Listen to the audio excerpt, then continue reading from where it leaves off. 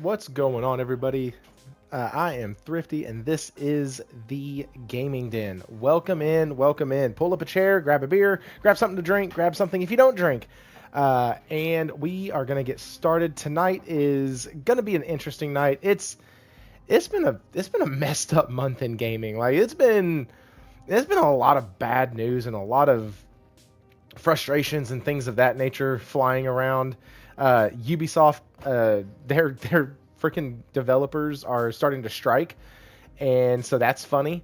They are not funny that they're striking, just it's and not even funny, more ironic. This company releases a game, it sells 2 million copies in the first day, and instead of maybe using that success to postpone these layoffs or to maybe redo the number, redo the amount, you said, no, they're still happening. Still 51 of y'all are going to go. And so the union there is striking. So we're going to talk about that tonight because for all intents and purposes, it's what the poll question is for on, Black Flag Resynced. Did you get it already? Are you waiting for sale or are you never going to touch it? Those are kind of the three options there, but that's in relation to this topic itself on Ubisoft making, kind of just making these cuts where it doesn't make sense.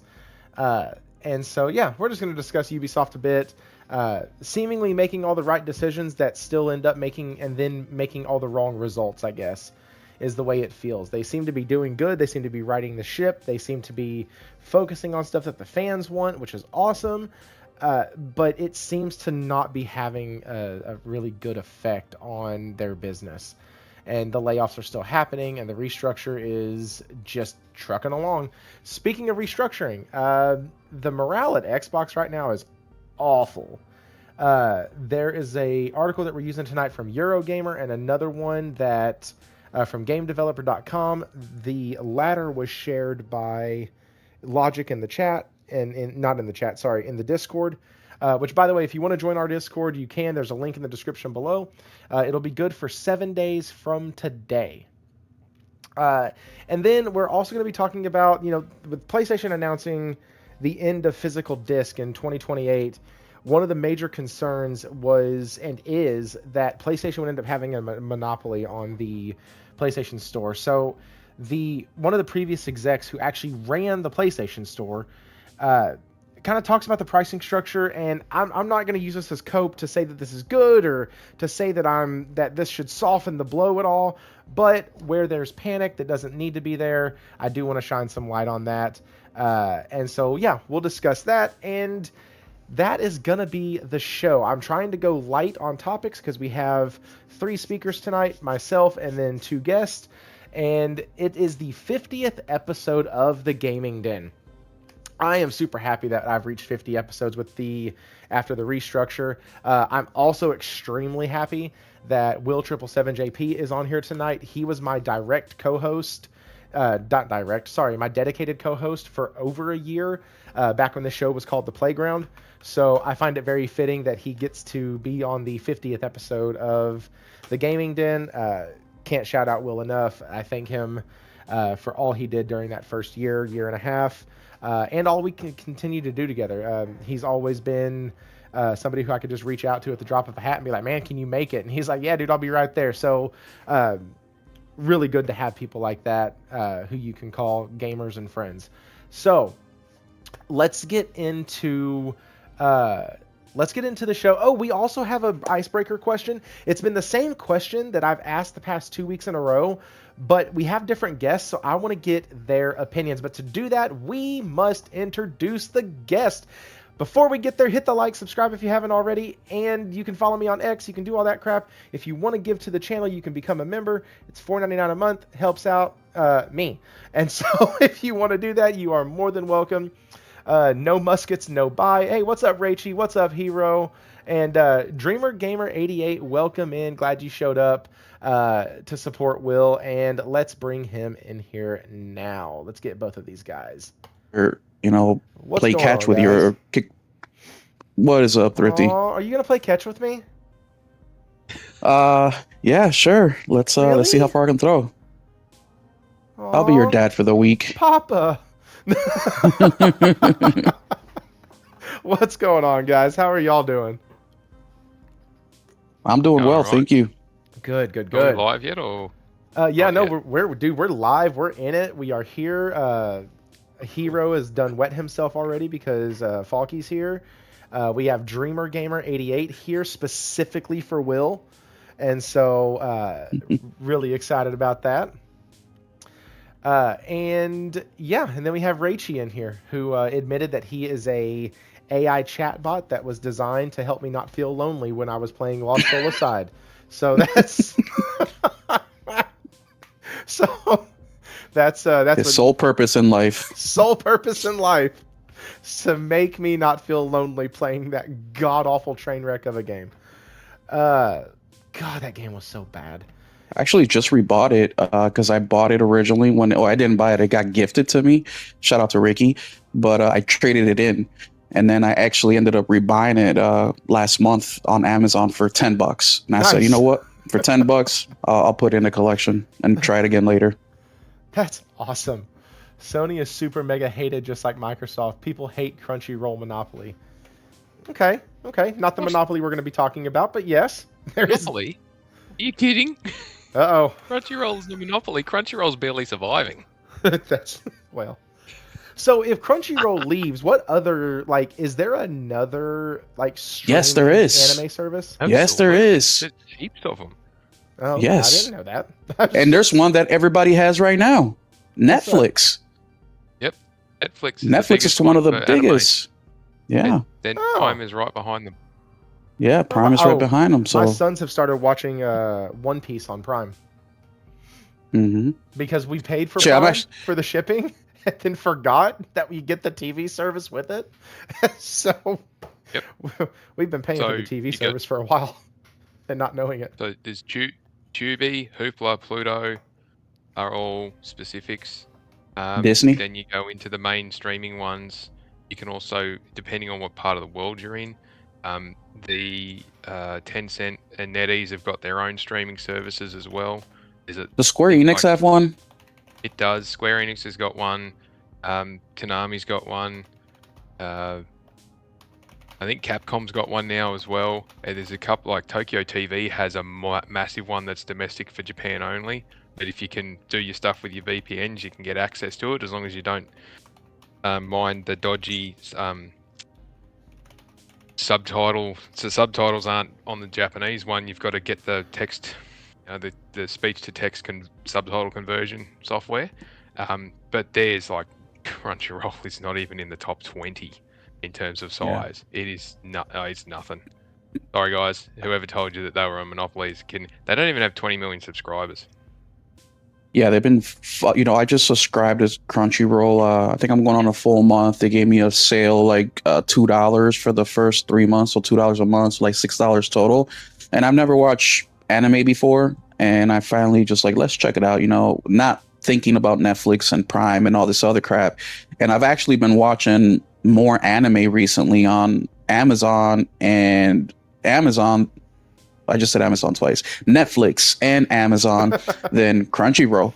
The one thing that I have figured out with anime that pisses me off is one season could be licensed with, place A, season 2, place B, and then season 3, place D or C. So you're like, and that's the one thing that I found out frustrating. But yeah, you can get by with just Netflix in reality. They got all the big ones. Yeah. And a lot of original shit too. Okay. Oh, absolutely. Now, I did notice that when I was looking for the dubbed version, the English dub of Dragon Ball Super to finish out the last, 6 episodes, I felt like I had to go... I watched some of it using one streaming service. Then I had to go over and use Crunchyroll to watch, everything up to those final 6 episodes. And then the last 6 episodes I had to find through, YouTube or something. It was really strange. Because they had released them already, but they hadn't made it to Crunchyroll on the dubbed side. They had the subtitled side, but not the dub. So I had to go to YouTube and find the dubbed version and watch it on YouTube. It was because I remember watching the last couple episodes from YouTube. But that's... Dude, they are so creative. I just watched, I don't know what it's called. It's like Smoking Behind the Supermarket or something like that.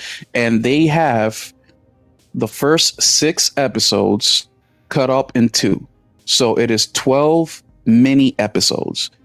And then they have one episode as season like 2 or 1.5, but it's just the first 2 of the mini episodes. I'm like, you guys are so creative. You literally made 2 seasons out of 1 season by breaking up the first 6 episode into double, and then just to watch the full episode by itself, you can only watch the first one, because then they drop the other ones weekly.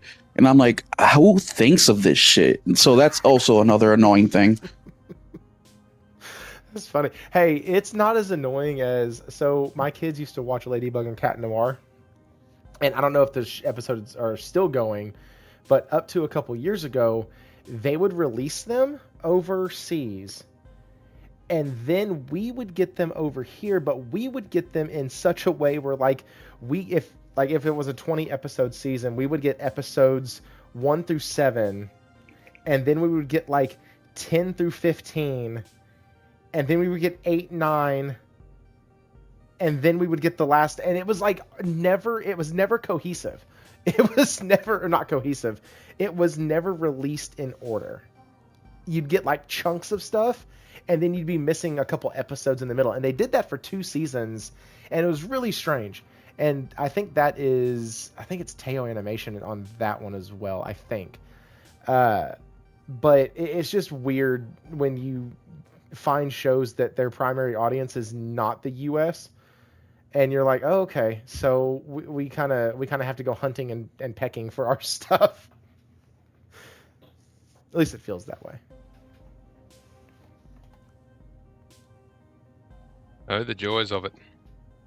I was like, damn, did we drop the stream? Did we drop Will? Did he fall in a well? Do we need to go get Lassie? No, dude, I'm telling you, my phone has been nonstop for dude, it's I grew 1,000 subscribers in a week, dude, 2 weeks. Nice. It's I can't. I just told my son, I gotta find you a new dad, bro. I'm too famous now, so let's go shopping, orphanage, dude. Let's go shopping for a new dad. He's like, what? I literally went to my friend's house and I told her husband and his wife and all the kids to subscribe to your channel, and I'm like, oh my god, thank you. I'm proud of you, bro. Thank you for getting me subscribers. That's so awesome, shout out to my son. He's out here running around playing PC or some shit. So thank you. That's great. That's great. Did you sell all your PlayStations? Yeah. I sold them all. No, actually, I told the guys I have a video. I got 2 of them that did very, very well, and one of them was basically how to maintain your current console. There's with this console generation.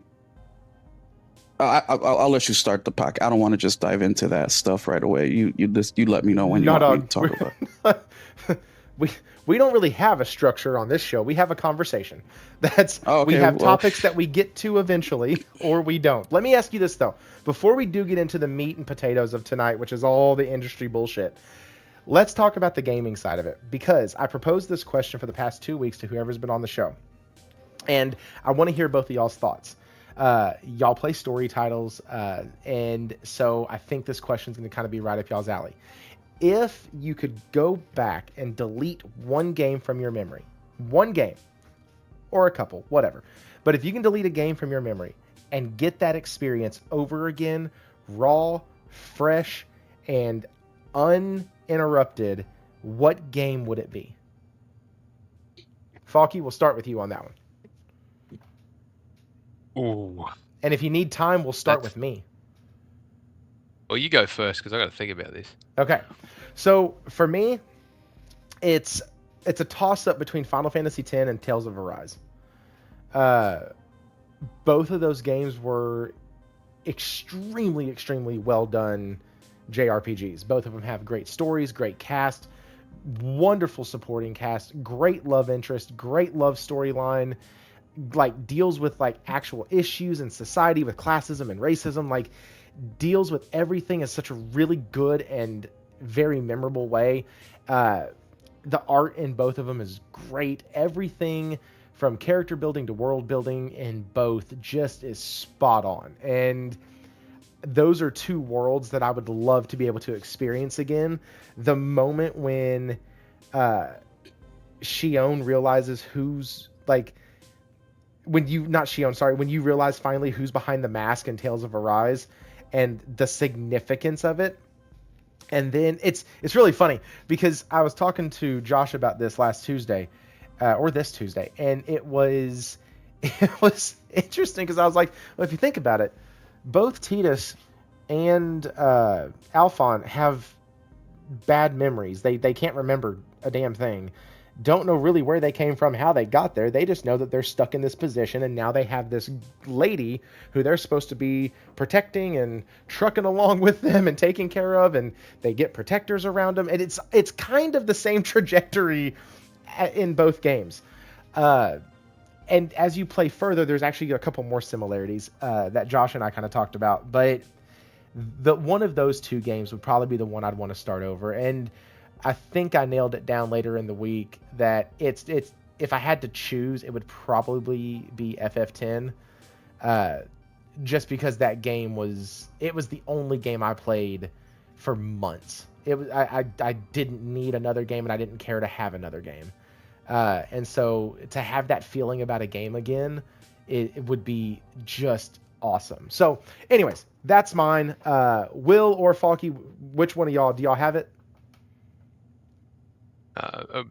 Just to clarify, are we talking about experiencing it now or back when we experienced it? So that was the caveat that Josh asked, and I will let y'all decide. If you're like, man, I really don't want to, like Mike Tyson's Punch Out would be the game, or would be on my list, but man, I don't know if I'd want to experience 8-bit graphics again. Like, I get that. So I'll let you decide if you want to make it kind of new era or back in time. Geez, it's a tough one.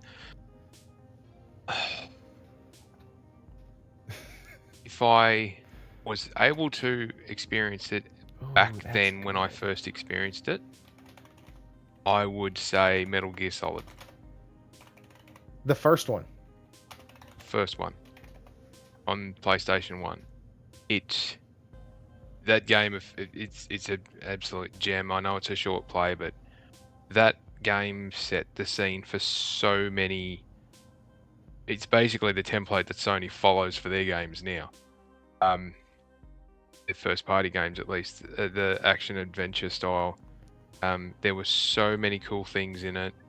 There was, you had the codec thing in the on the back of the disc. Not the disc, the back of the disc case. You had bits and pieces in the manual that gave you snippets of how to defeat different bosses. And the game, the story itself was just something else. And I'd say Final Fantasy VII would be a close second, and Gran Turismo 2 would be a close third. Again, just the time period, if we could shift them back to time period, that would be mine. If it was first experience now, and in any game, in any format, I'd be looking at something like I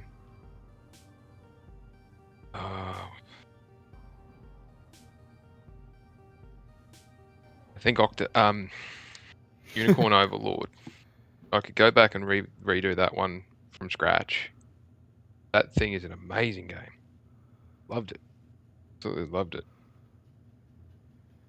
See, I like all those picks. I mean, I was never a fan of the Metal Gear games, but knowing how much they impact so many people, I definitely can see that as a very viable target for that. And Unicorn Overlord is amazing. And yeah, I was gonna say you talked quite a bit about Unicorn Overlord, even just on this podcast. You've talked not like tonight, but on this podcast in general, you've talked quite a bit about it. And so having you pick that actually makes a lot of sense. Will, what about you, man?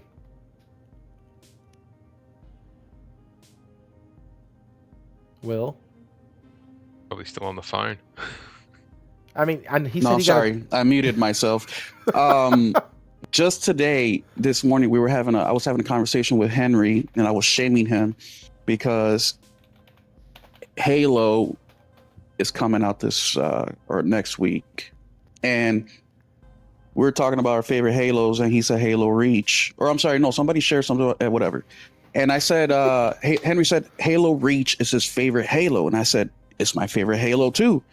And we were talking, and we found out that he hasn't played it since the game came out. And the reason he hasn't replayed it is because he had good memories of the game, and he thinks that if he replays it, he may damage some of those memories.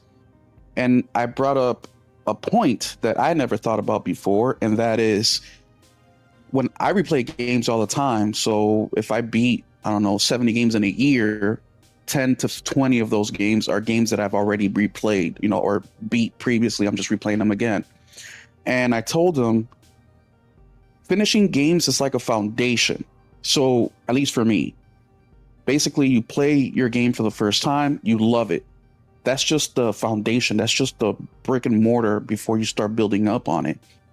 Every time you replay that game, you're going to come across sometimes different eras of your life. Playing Metal Gear back when it came out versus playing Metal Gear now is going to mean different things to you. And I think replaying games that you love as time passes can give you different perspectives on that game. So when you asked the question earlier, I was ready to have an answer for you, but I just gave you my answer. There are so many games that I have replayed that I haven't played in 10 years that not only did those feelings that I had when I played the game, they've intensified in a completely different way. I mean, Pragmata, for example, I've only played that game one time. I played that game when my son is 10 years old. Next time I play that game, my son may be 15. What kind of experience am I going to have with that game as my son grows up and gets older, and what situations are we going to find ourselves in during that time, and where am I going to be at in life, right? So I think that if I can erase my memory, it would be a disservice to myself because I would miss out on that moment that I had with that game at that point in my life. So I wouldn't want to erase my memory. I would just want to build on it even more. And some of the games that I'm excited to build on it even more are going to be some of my favorite ones. Horizon Zero Dawn, Ghost of Tsushima, Cyberpunk 2077 are some of the big ones. A couple of the smaller ones, like Age Through Blood. Another one that I'm going to be super interested to see how I react to it later on in life is going to be Doki Doki Literature Club. Shout out to Josh, the producer, for that. And another one is BioShock. Okay. Yeah, those are. Yeah, that's an interesting way to put that because perspective or time. I guess season of life does influence the way certain games hit us. I mean, I'm not talking like I don't think that happens with, sports games, I guess. But like, your story-driven games, things like that, things that tell that narrative, and things that like call on your emotions, you do get affected differently. Like Last of Us Part 1, I played in, good God, when the heck did that come out? 2010, 2008? No, when the hell did that come out? I think 2011, right? Or 2010? Which one? The first one. I'm looking it up. 2013. Okay, so yeah, my kid was 2 years old at the time. No, I'm sorry. He was born in 2014. So I wasn't a dad yet. We would have just found out that we were pregnant. Wow. That's crazy. So even just thinking like that,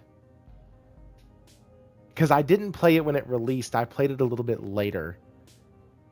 Just thinking about that reminds me of like the dread and the angst and the just parental feelings that I had when playing that title because of the relationship between Joel and Ellie.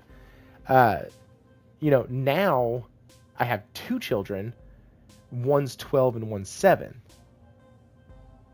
And so like, yeah, that definitely would change. I wonder if I go back and play Last of Us, would it have the same kind of impact, or would it be like, oh, I've played this already.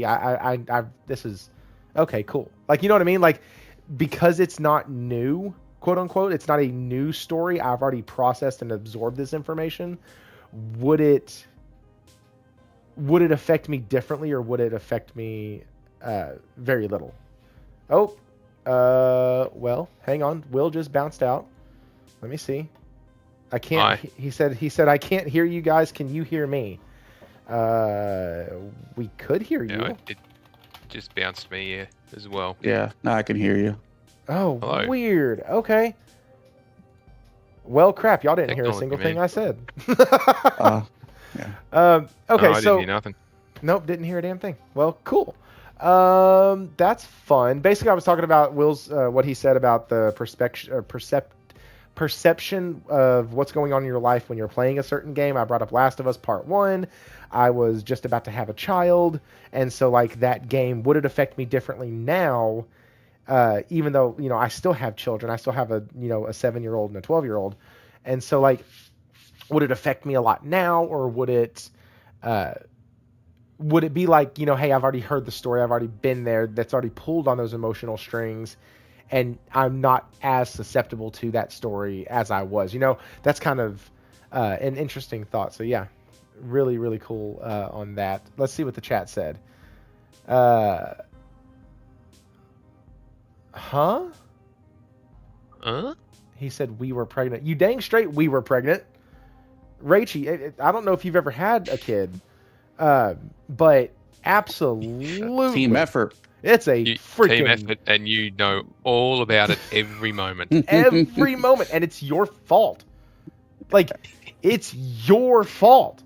So, You breathing? Oh yeah, you're breathing too loud. Stop chewing ice. Why are you gulping like that? Like, oh, it's effing real, guys. It's real. So yes, we were pregnant. that's how that works. So there's even studies that dads like gain weight and all sorts of stuff Yeah. to go along with it. Like, dude, no, absolutely not.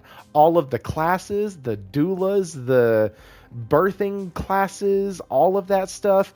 I went to everything. I was there. No. Mm-mm. Nope. We're not. I got to know if Rachie has children. That are with him still, because I just have to know.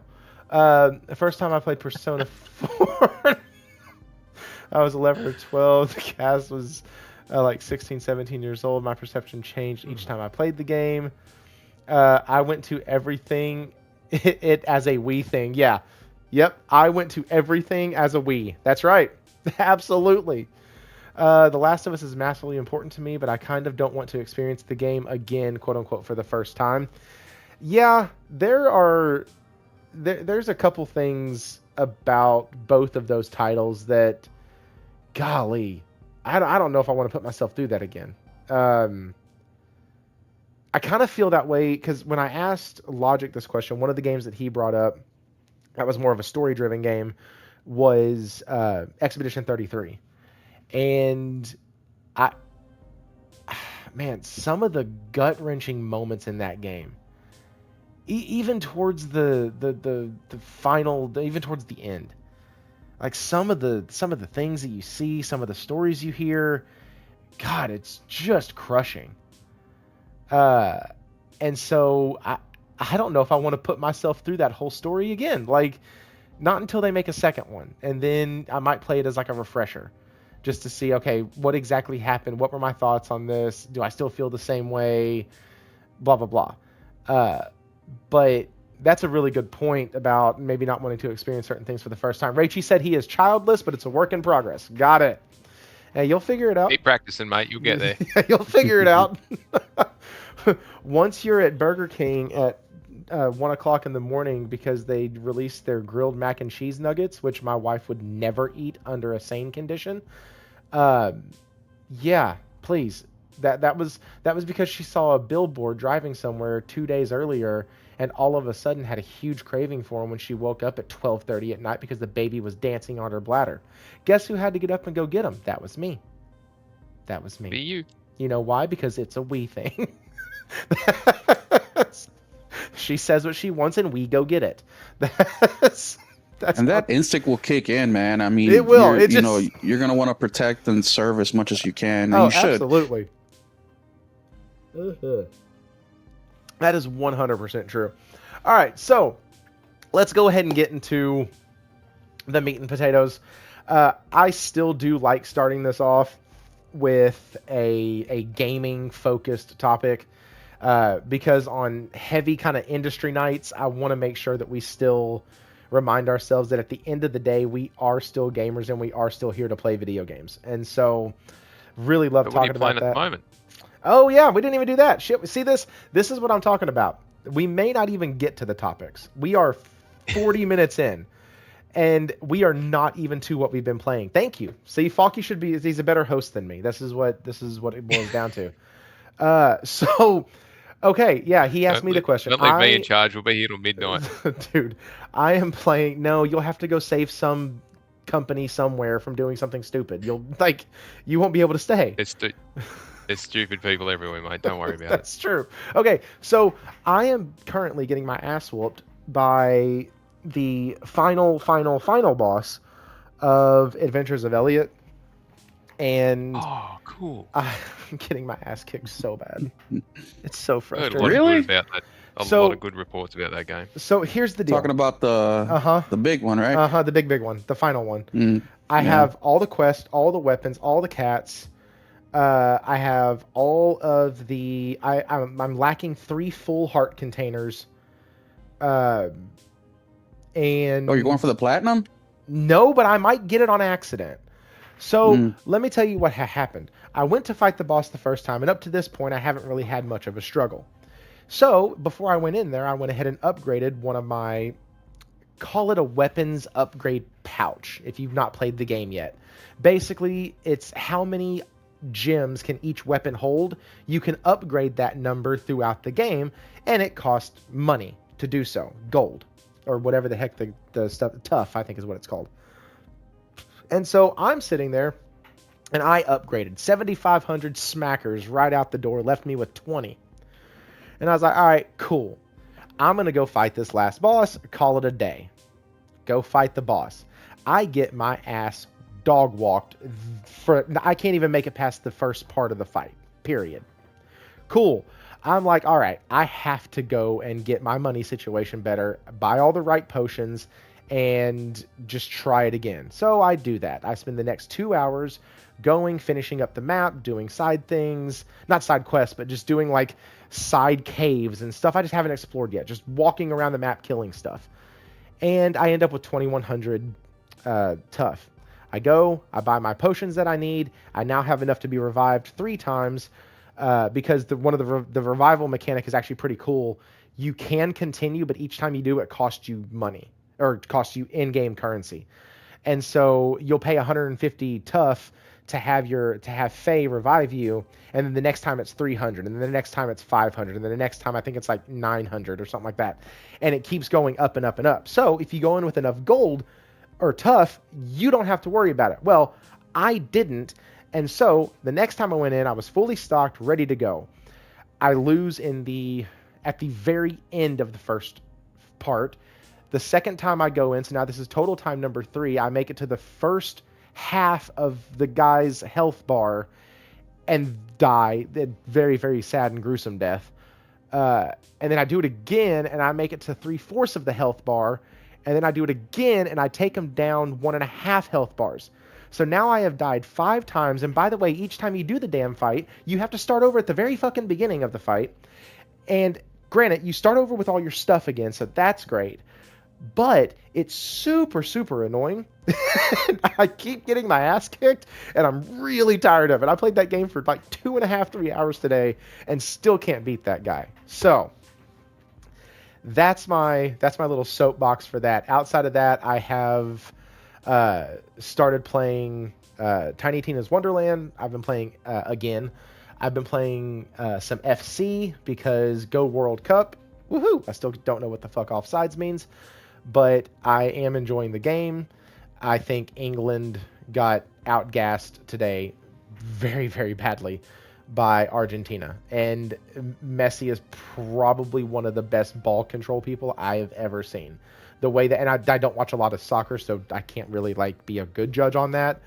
But dude, the way he was handling the ball today, he took on 4 of the England players at once, weaved right in through them, and it was just gorgeous. And I'm like, dude, that guy was insane.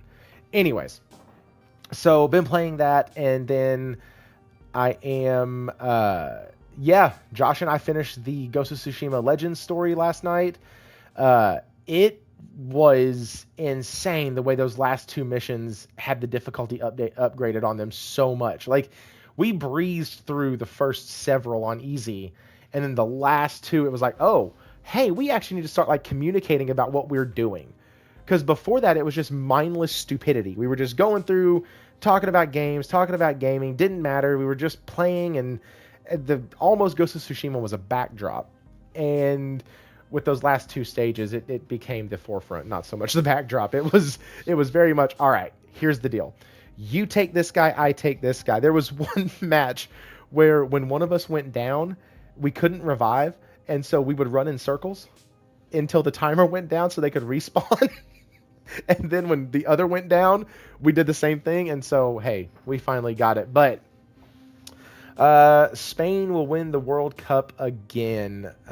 Maybe. I don't know. We're going to be watching it, though. I know that. I can't explain offsides at all, but I know that I'm watching the World Cup final game because I'm invested at this point. Anyways, so yeah, that's what I've been playing. Falky, what about you, sir? What have you been playing? So I have finished up the main run of Broken Sword, the Templars Reforged. I'm just finishing off a couple little trophies to get the platinum on that, and then I'm going to have a crack at, or was going to have a crack at, the Rise of the Ronin. Just popped into the PS Plus, so I'm going to give that a go. Did those drop today, or did those drop like next week? Today for me. I don't know what you guys are doing. I didn't realize that. I mean, I saw the announcement today, but I didn't realize that it was. They're all over the shop with they're trying to do staggered launches and whatnot now, trialing different bits and pieces. But okay. There are some that we don't get until the 21st, and then there's some that we're getting on the end of the month, and then there's others that are available today and tomorrow, and yeah, I don't know. They're doing something. That's interesting. Well, oh yeah, it'll be available. So Rise of the Ronin is July 15th. Firefight Simulator is the 21st. Rita's Rewind is the 28th. I guess they're hoping that a staggered release will give a couple of these games more time to get played. Instead of dumping them all at once, you stagger them. I don't know. I'm probably doing it for subscription purposes. People end here and there, and that way they can get more coverage with them. At least that's what I would do if I was a business person, trying to get as many people engaged as possible. That's true. It's also why a few of the streaming services now have started releasing episodically. Yeah.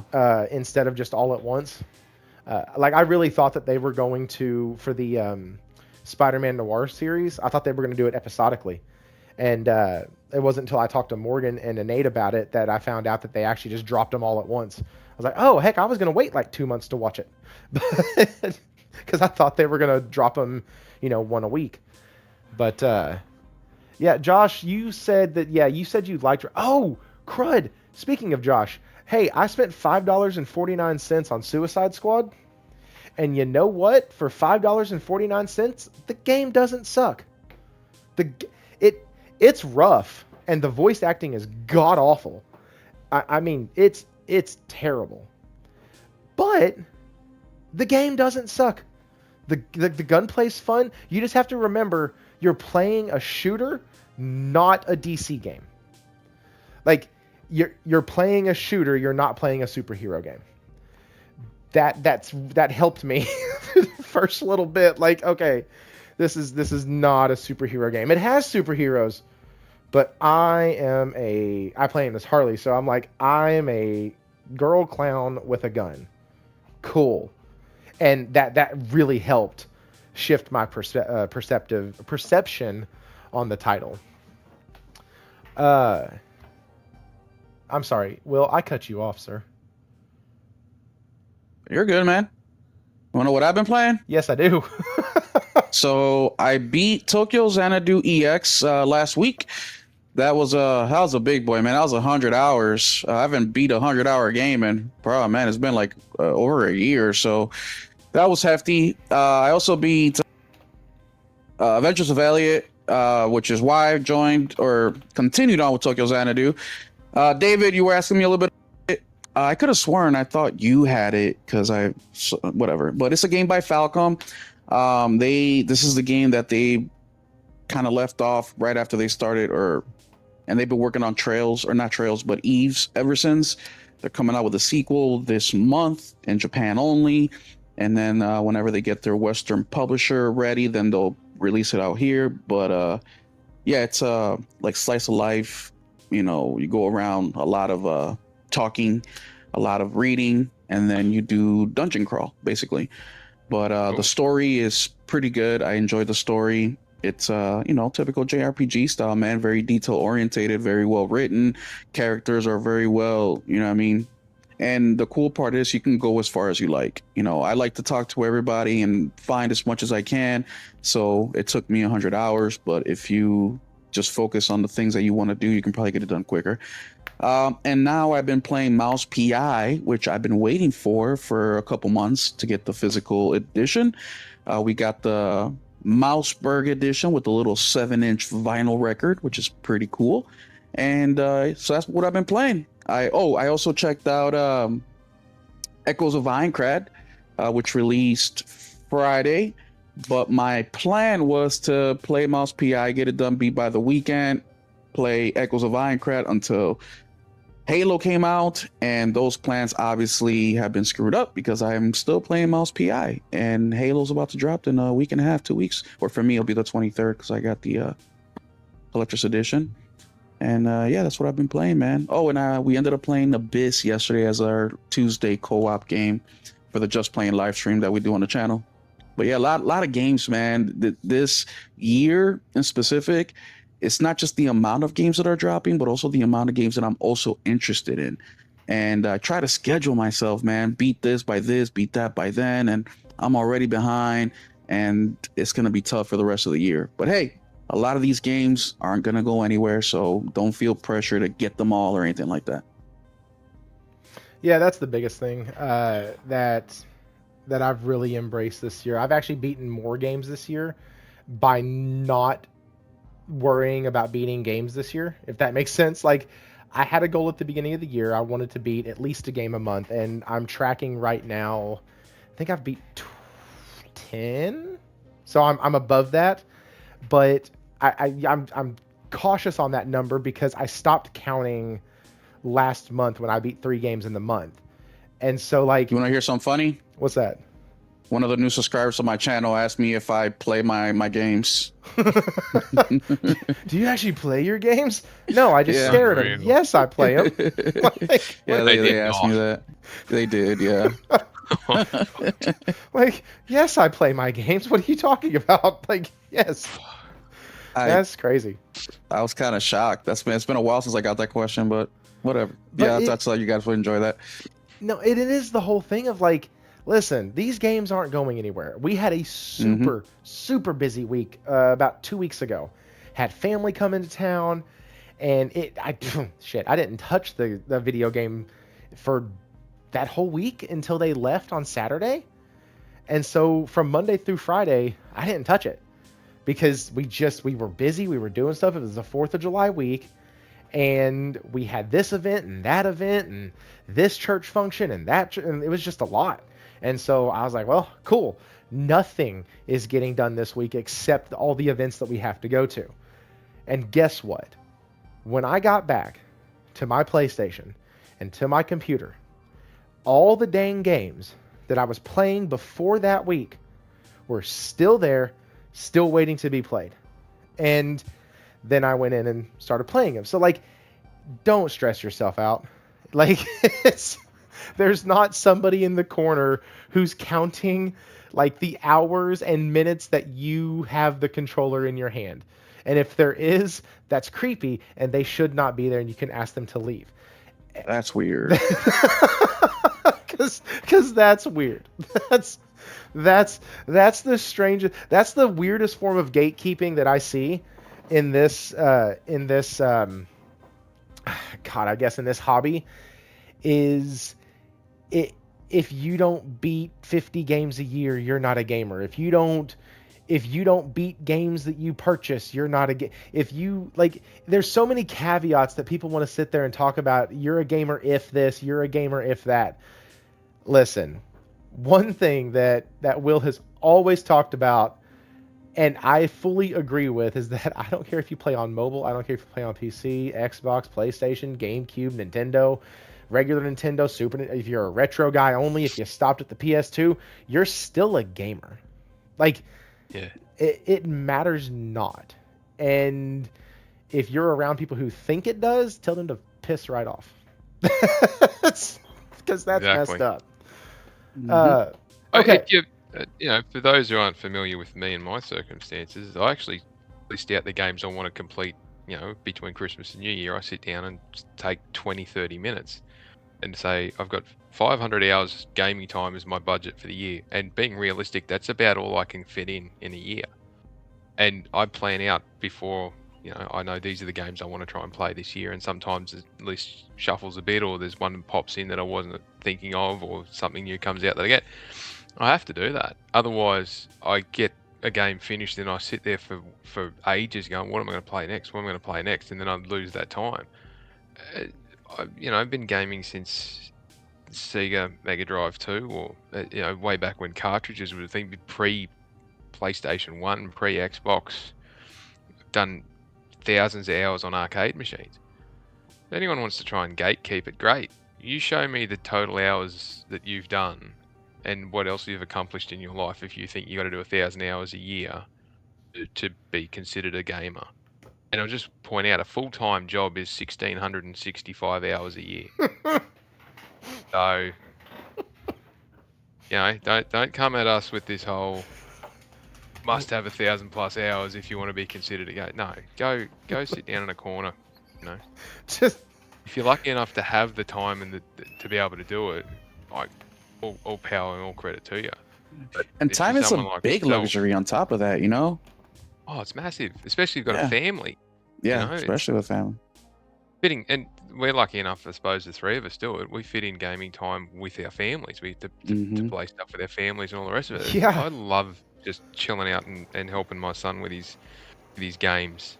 I'm not a big horror fan. I don't like jump scare horror, but he's very much into Poppy's Playtime and Five Nights my at son is Freddy's. too. He loves He loves that I'm shit. Just like, this gives me nightmares, man. But help him do his stuff. I hate first-person games because I suck at them, and I shouldn't say I hate them. I'm not good at them, so I don't play them. And all the stuff he plays, he loves first-person. So I'm, having to learn how to be better at it just a bit, to have fun with it. It's so funny. The sacrifices of a parent, man. Oh man, it's killing me. Now they want me to play teams in Fortnite, and my wife is amazing at Fortnite, and my son is amazing at Fortnite, and I suck. There we go, family streaming channel, the Fortnite family. Let's go. I want to see David get fucked up. The Falky, how many kids? 2? So the Falky 4? Is that what? Just the one son. Okay, but, so the Falky 3. Right. There we go. Yeah. So the last time I played Fortnite, I'd been playing a lot of Helldivers. And Helldivers is my style because it's slow, right? It's slow and old man style game. I love it. And I was standing on top of a building doing Overwatch for the wife and one of her friends who was playing. And next thing they go, oh, where are you? We're over here. I'm like, where did you guys go? And they'd run off and left me behind because it was too slow. They're like, fend for yourself. We're out of here. You can sort yourself out. I'm like, what are you doing? I just couldn't figure it out. It's too quick for me. It's anyway, like you're the old man now. Sorry, fuck it. I don't play Fortnite either. I get left behind like you with the kids. Yeah, I don't I don't do my sons. So thankfully, knock on wood, I have kept my children safely and securely away from Fortnite and Roblox. I don't know how I've done it, but I've done it. But they make up for it with Minecraft and Genshin. So I couldn't get them to avoid all of them all the way, but at least I was able to avoid the Fortnite craze and the Roblox predatory practices. But you hit it on a nail, Thrifty. It's about playing responsibly, right? Teaching the kids how to play responsibly. Yeah. And, you know, I always say the worst part about being an adult is that we can do whatever the hell we want, right? So if you're not, you know, people ask me, so that, like, I put my hours today because I made a video. Another question that I got is, are you rich? No, I'm just good at finding games on sale. But I showed how many hours I played, and I put in, I think, 1,800 hours last year. It was like, oh man, you're playing 6 hours a day. No, I'm not playing 6 hours a day. I play 2 hours a day. But what happens is on those weekends where we're not doing anything, yeah, I'll put in 6-7 hours in that day. I'll put in 2 in the morning, I'll put in 2 or 3 in the evening, and before bed I'll throw in another hour in there, right? But we have to make it a priority to go out, touch grass, go visit the zoo, go see a movie, go, experience things outside of gaming, because that just makes the gaming that much sweeter. You know, when you go on vacation and you're gone for a week and all you're able to do is play 30 minutes with your Portal, and then you get to go back home and enjoy your 4K TV with your PS5 Pro with whatever new game you've been looking forward to, it makes it that much sweeter. And if your family is involved with it as well, they all get to do their own, little thing, and you guys can link up together. It's a beautiful thing, man. Gaming does so much can do so much for the family, but it can also be a detriment for the family. So just be smart about it, be responsible, handle your responsibilities, and whatever you have left over, man, invest it in gaming if you like. So my oldest son is actually purposefully, he stopped watching me. He was watching me play Adventures of Elliot, and then about the time when I unlocked like the second area. Also, I realized that a couple weeks ago when I was talking about it, I may have given out a couple like minor spoilers. So I'm being a little bit more cagey tonight when I talk about Adventures of Elliot. Anyways, I got to the second section and he stopped watching me. I was probably 5-6 hours in and he stopped watching me. And I was like, you don't want to watch it anymore? He goes, no, I think I want to play it myself. He goes, so after you're done with it, I want to play it. And I said, okay. I was like, you can play it now though, right? Like when I'm not playing it, you're homeschooled, my guy. Once you get done with your schooling, you can start playing it. And he forgot. And so now, because I'm at the end, anytime I'm playing it now, he's like, oh, no. Is this the end? Yeah, Bubba, Daddy's going to try the boss again. Oh, I can't be in here. Because, so he's about to start it right after I'm done. And so I'm hoping that I get to be there to help answer those questions and walk him through like, hey dude, this is how you use the ability. You got to get really good. Like you got to practice it, because there's going to be some dungeons you got to get to later that is going to make you use it really fast, or some of the trials are going to make you get really good with this certain mechanic. And so it's going to be cool watching him experience that story, because it is a good story. Dear God, the story is so feel good in that game. Yeah, I was about to say that. That's actually my favorite part about the game. Is it's such a, I don't know, because if it's the games that I've been playing lately, but it's such a wholesome, like, It's bad versus light. good, evil. It's light. It's such a good, like, feel good story. You got mom, dad, grandma, grandpa, community. You know what I mean? You have exploration. Like it's just it took me back to playing a lot of those old school games of just like hero story, right? And but they didn't make it cheesy. They made it interesting. And there was a lot of times where I was like, no way, you know what I mean? And for a game to do that nowadays, it's actually impressive with how many games I play. So I'm excited for that game. It's my Gotti for the year, actually. Yes, better than Resident Evil Requiem and Pragmata. So I am so glad that when I reached out to you after I had just beat it the first time, the first part of it, you were like, dude, keep going. And I was like, man, I don't know, man. I hate games that make you like replay it and beat it over and just to get a little bit more. And you're like, dude, keep going. The story, it gives you so much good stuff. So I played further. And I am so glad that I did. I normally don't do multiple endings in games. I get whatever ending I get through one playthrough, and that's what I get. I don't normally do multiple endings because usually the list is really long, and the only thing you're getting is person A ends up with person B instead of person C. Cool. And like even in Cyberpunk 2077, I naturally ended up... let me rephrase that. There was like 2 points in the story that I made sure I chose the right thing. But outside of that, everything else that happened in Cyberpunk 2077 that led me to the ending that I wanted, I did naturally by how I was playing the game and interacting with the characters. I'm okay with that because I've made those decisions and I'm not playing a game again to maybe get a different outcome if I choose something a little differently. But with this one, it literally transitioned the game from, oh, that was a really cool action game. Square Enix did a really good job with their take on Zelda. Good. Then I played the other ending, and now I'm trying to get the perfect ending. And as I finished the game again, that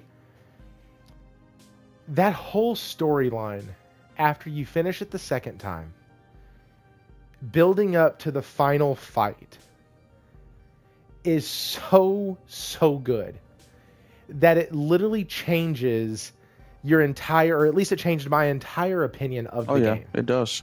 Yep. Like it went from just, oh, it's this really cool action title. They did a great job. This is like, what if Square Enix made Zelda? Cool. It changed it so much into there is depth, there is richness, there's lore, there's canon. They've like sewn everything together, answered all the questions, and really gave a gave a great story and a lighthearted story, but not in like a popcorn type of way. It wasn't just empty filler, let's have a story of good versus evil. There was actual like emotion there. There was actual... It was really well written. I'm really impressed with it. You'd have to know you were going for it to save in the right place. Yeah. I actually wish Square would stop doing multiple endings. Their games are too long for that. Hey, thankfully this one's only taken me about 40 hours to get it's about everything. How long? Oh, he said he's talking to Hero. Yeah, I just won't replay a game from start to finish. Yeah, I will not do that. I will not do... Like, Stellar Blade, I got the perfect ending by, like, sheer... This is how I wanted to do it. The only thing that I had to look up was the very... And I'm not going to give much away, but there's a final decision at the end of the game. I did look that one up because I wanted to make sure that everything else that I did, I didn't miss a thing. I even found a secret level in the game. I got the secret mission, did all of that. I had my relationship was built up with the characters it was supposed to be. Like, everything in that game was just because of how much I played it and how much I explored. But the ending decision can screw up the entire everything else that you've done. In other words, you can still do all the right stuff for 99.9% of the game, but that one last decision erases it if you want it to.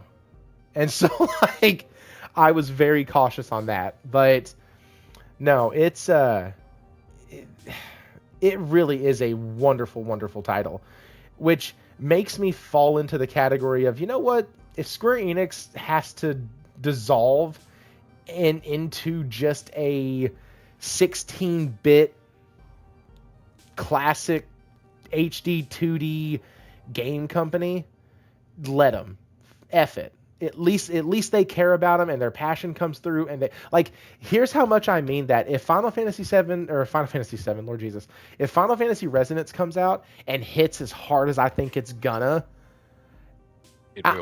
I'm just gonna be like, hey, you know what? F it. We don't even... Screw it. After Final Fantasy Revelation, just stop. Just let it be. Speak for yourself. I want Final Fantasy 17. As long as it's not more rubbish like 16. Thank you. Hey, I like 16. That was my first Final Fantasy game that I enjoyed. I only played one of them or two of them up to that point. Yep. Which ones? Okay, we're going to get into a deep dive on this. Which ones Hey have guys, you played? we have Which ones 3 have you not topics for played? tonight, and So they are I getting played. bumped. I played A 7, little. the integrate or the remake of Yeah. 7. I played that one, but I didn't beat it. And then I played the Fair. demo for 16 before it came out, and I loved it. Yep. Then I went back to finish 7. I forced myself. It wasn't a bad game. I just don't like the combat in it. This whole like half turn-based, half action shit. Uh-huh. I didn't like that. So I You guess that's haven't my played biggest the- complaint. Okay, so have you played the original Final Fantasy VII? I haven't because I don't like turn-based, but I've been changing my, like, for example, in the month of June, I bought over 20 games, and they're all JRPGs, and probably more than half are turn-based. So I'm definitely going into that, you know what I mean, into that. So I'm, like, right now I'm super excited for gaming because I'm diving into JRPGs. Oh, cool. So if turn-based isn't your style, then you may struggle a little bit with Final Fantasy VII because it is a genuine turn-based. Mhm. It will wait for you to have your go. Yep. However, similar to why I liked Unicorn Overlord so much, you've got to set yourself up for each battle or each area in a particularly either a specific but slightly different way, and enemies' strengths and weaknesses and all that. It's more strategic than just smashing the button for attack, because you're always underpowered unless you want to go and spend time grinding in the world. But I would highly encourage you to play 6 and 7. 7 is the one that is my favorite, but Final Fantasy 6 is the best of the Final Fantasy games ever made, and I'll die on that hill. That's an opinion. 6, 7, and 10 are the 3 that I would recommend you try. Close. Just today, I just bought, literally just today, I bought 15 Royale, and I also bought, 13.2 and 13.3. I'm still trying to find a copy of 13, but all I can find is the greatest hits, and look, I'll settle for that, but I don't want the red. I have a copy. So I'm working I've my got a way copy of down. 13. I do too. And look, I also own the collection that they made a couple years ago. The what is it, 1 through whatever, 4 1 through or 6? 5 or something like. It's 1 through 6. Yeah, I own that. So It's the I have remasters. it. It's just I haven't. I think Expedition 33 really woken me, right? Well, there are turn-based games that I've been wanting to play, right? It's just I've never like dove into it because I didn't have the patience, and that's one thing anime has taught me. Because in anime, as you guys know, you'll have a whole season of just build up, and then you That's get the so payoff true. in the last 37 seconds of the season. You know what I mean? So that's why I was able to get through Tokyo Xanadu, because I learned that patience. So I'm getting there, guys. I'm an action adventure guy. That's my thing. You know what I mean? Action adventure. I should know this. Yakuza series. You'd be all over that like a Yes. rash, would you? Oh, I just beat Yakuza. Yeah. What is it? 0, whatever. What the Oh. newer one? Oh, beautiful. I loved it. So adult. So I just Yep. loved it. That's exactly what I've been missing in this like kind of modern age in gaming. It's like I really want, like I love romance, right? And that's the thing that everyone makes fun of me. But I watch a lot of romance anime, and it's always like high school kids, and I can't talk. I can't, like it's like, bro, just fucking, But Yeah. so when you come across something that's so adult like Yakuza, like I loved it. The only reason I didn't continue, I think it's Kiwami, whatever the second one is, it's because of the time and the amount of games that I want to get to. But I got Persona 5 right there. That's I'm waiting to play that too. I pre-ordered Persona 4. I'm looking forward to Persona. So I am going in a direction that you know what I mean? It's not Will at all, but I am so excited for it. And I already know, like, with those 3 games, it's going to be like a million I was hours. about to say, you say excited, and Yeah, I'm terrified for you. I don't know what's about to happen to your life.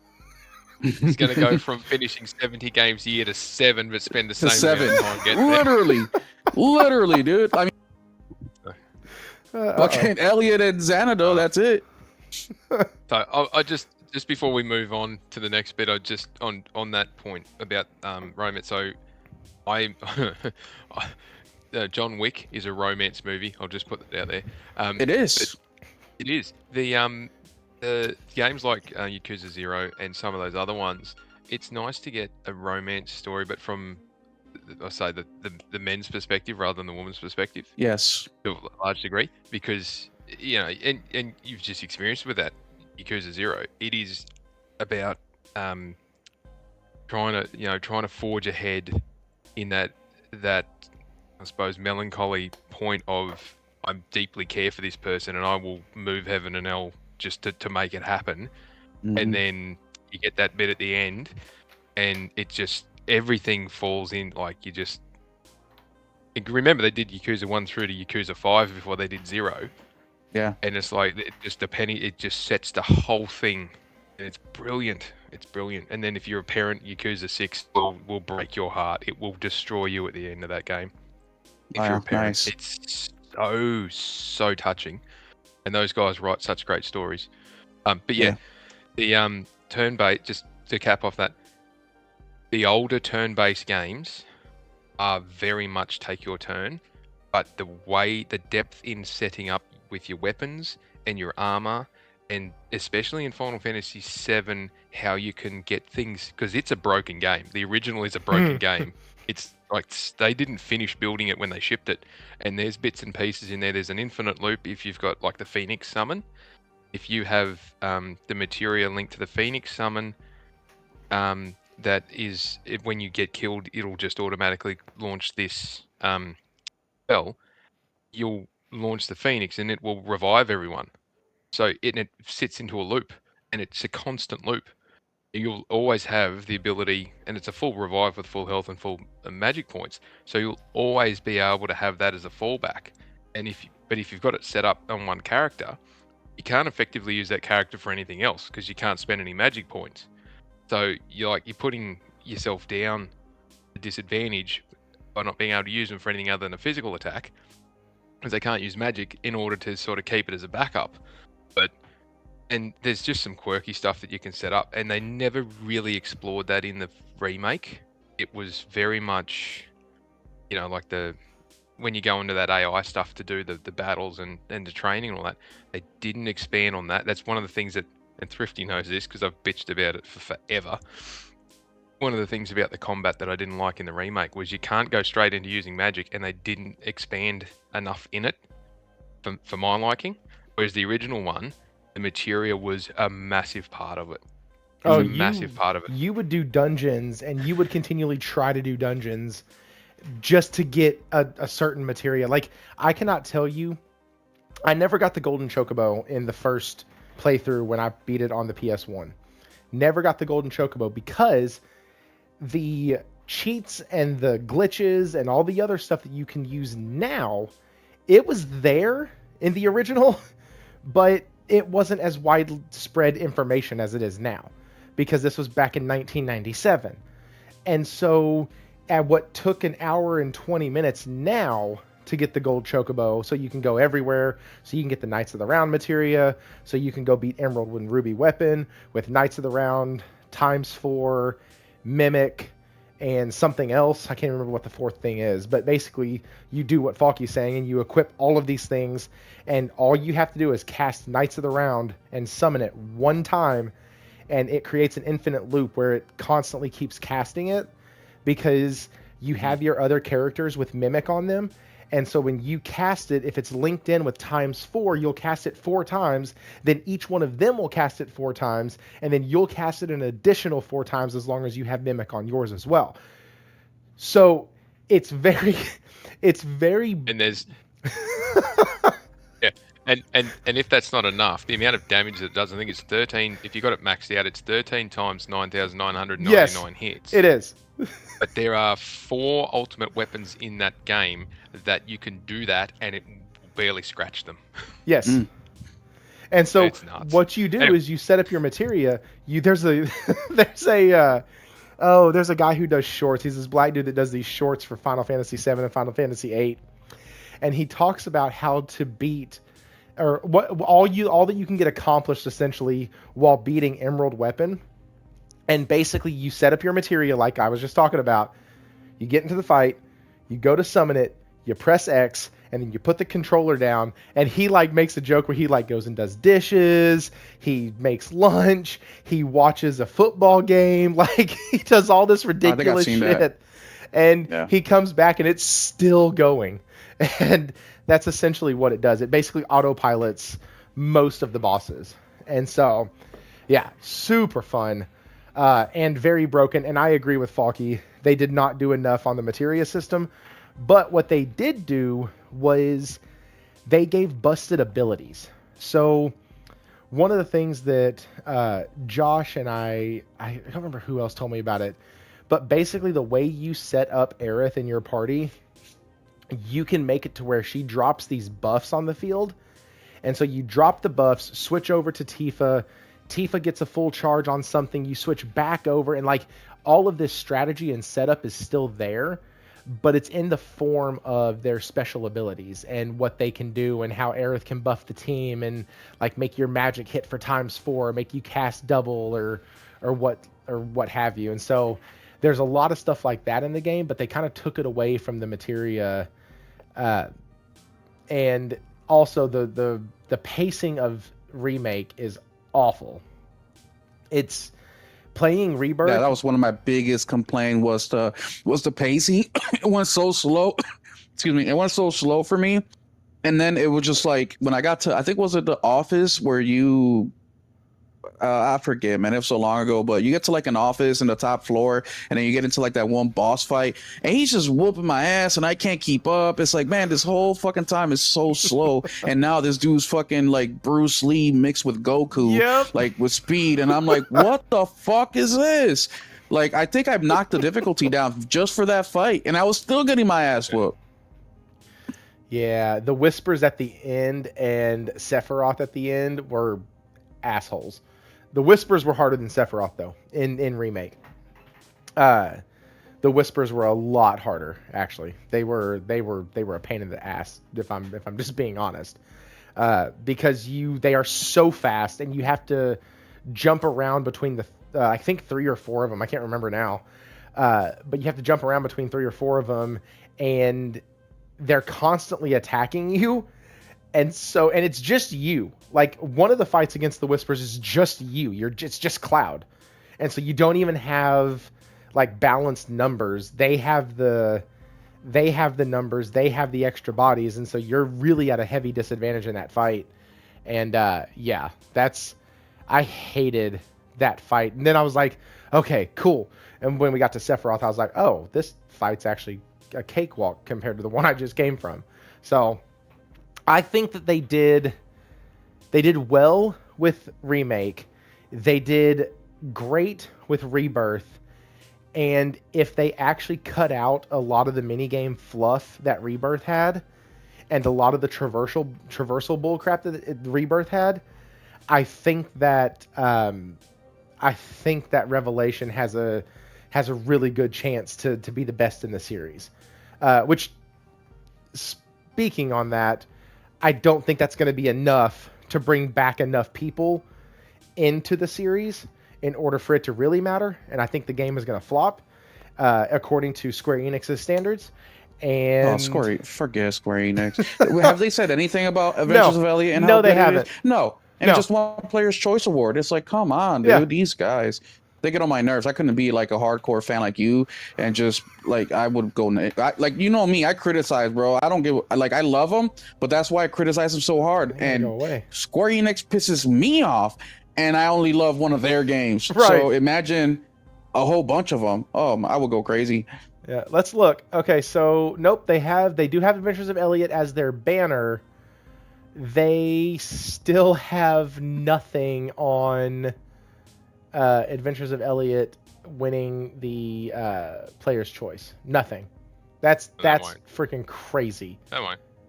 I think you hit it on the head though with that aspect of they're always really good at the 2D stuff, and that's sort of been their bread and butter for a while. It's kept them afloat. The top end stuff they've sort of had hit and miss, but they miss more than hit. Ugh. But if the this one goes well, next one goes well, there's a resurgence in that area. They're cheaper to make, they're easier to make. There's a demand in that, let's call it a niche for now, but it's really starting to grow quickly again. And they can put it across multiple platforms. that's the pathway forward. And from their last financials, it looked like they were going to lean into it a bit more.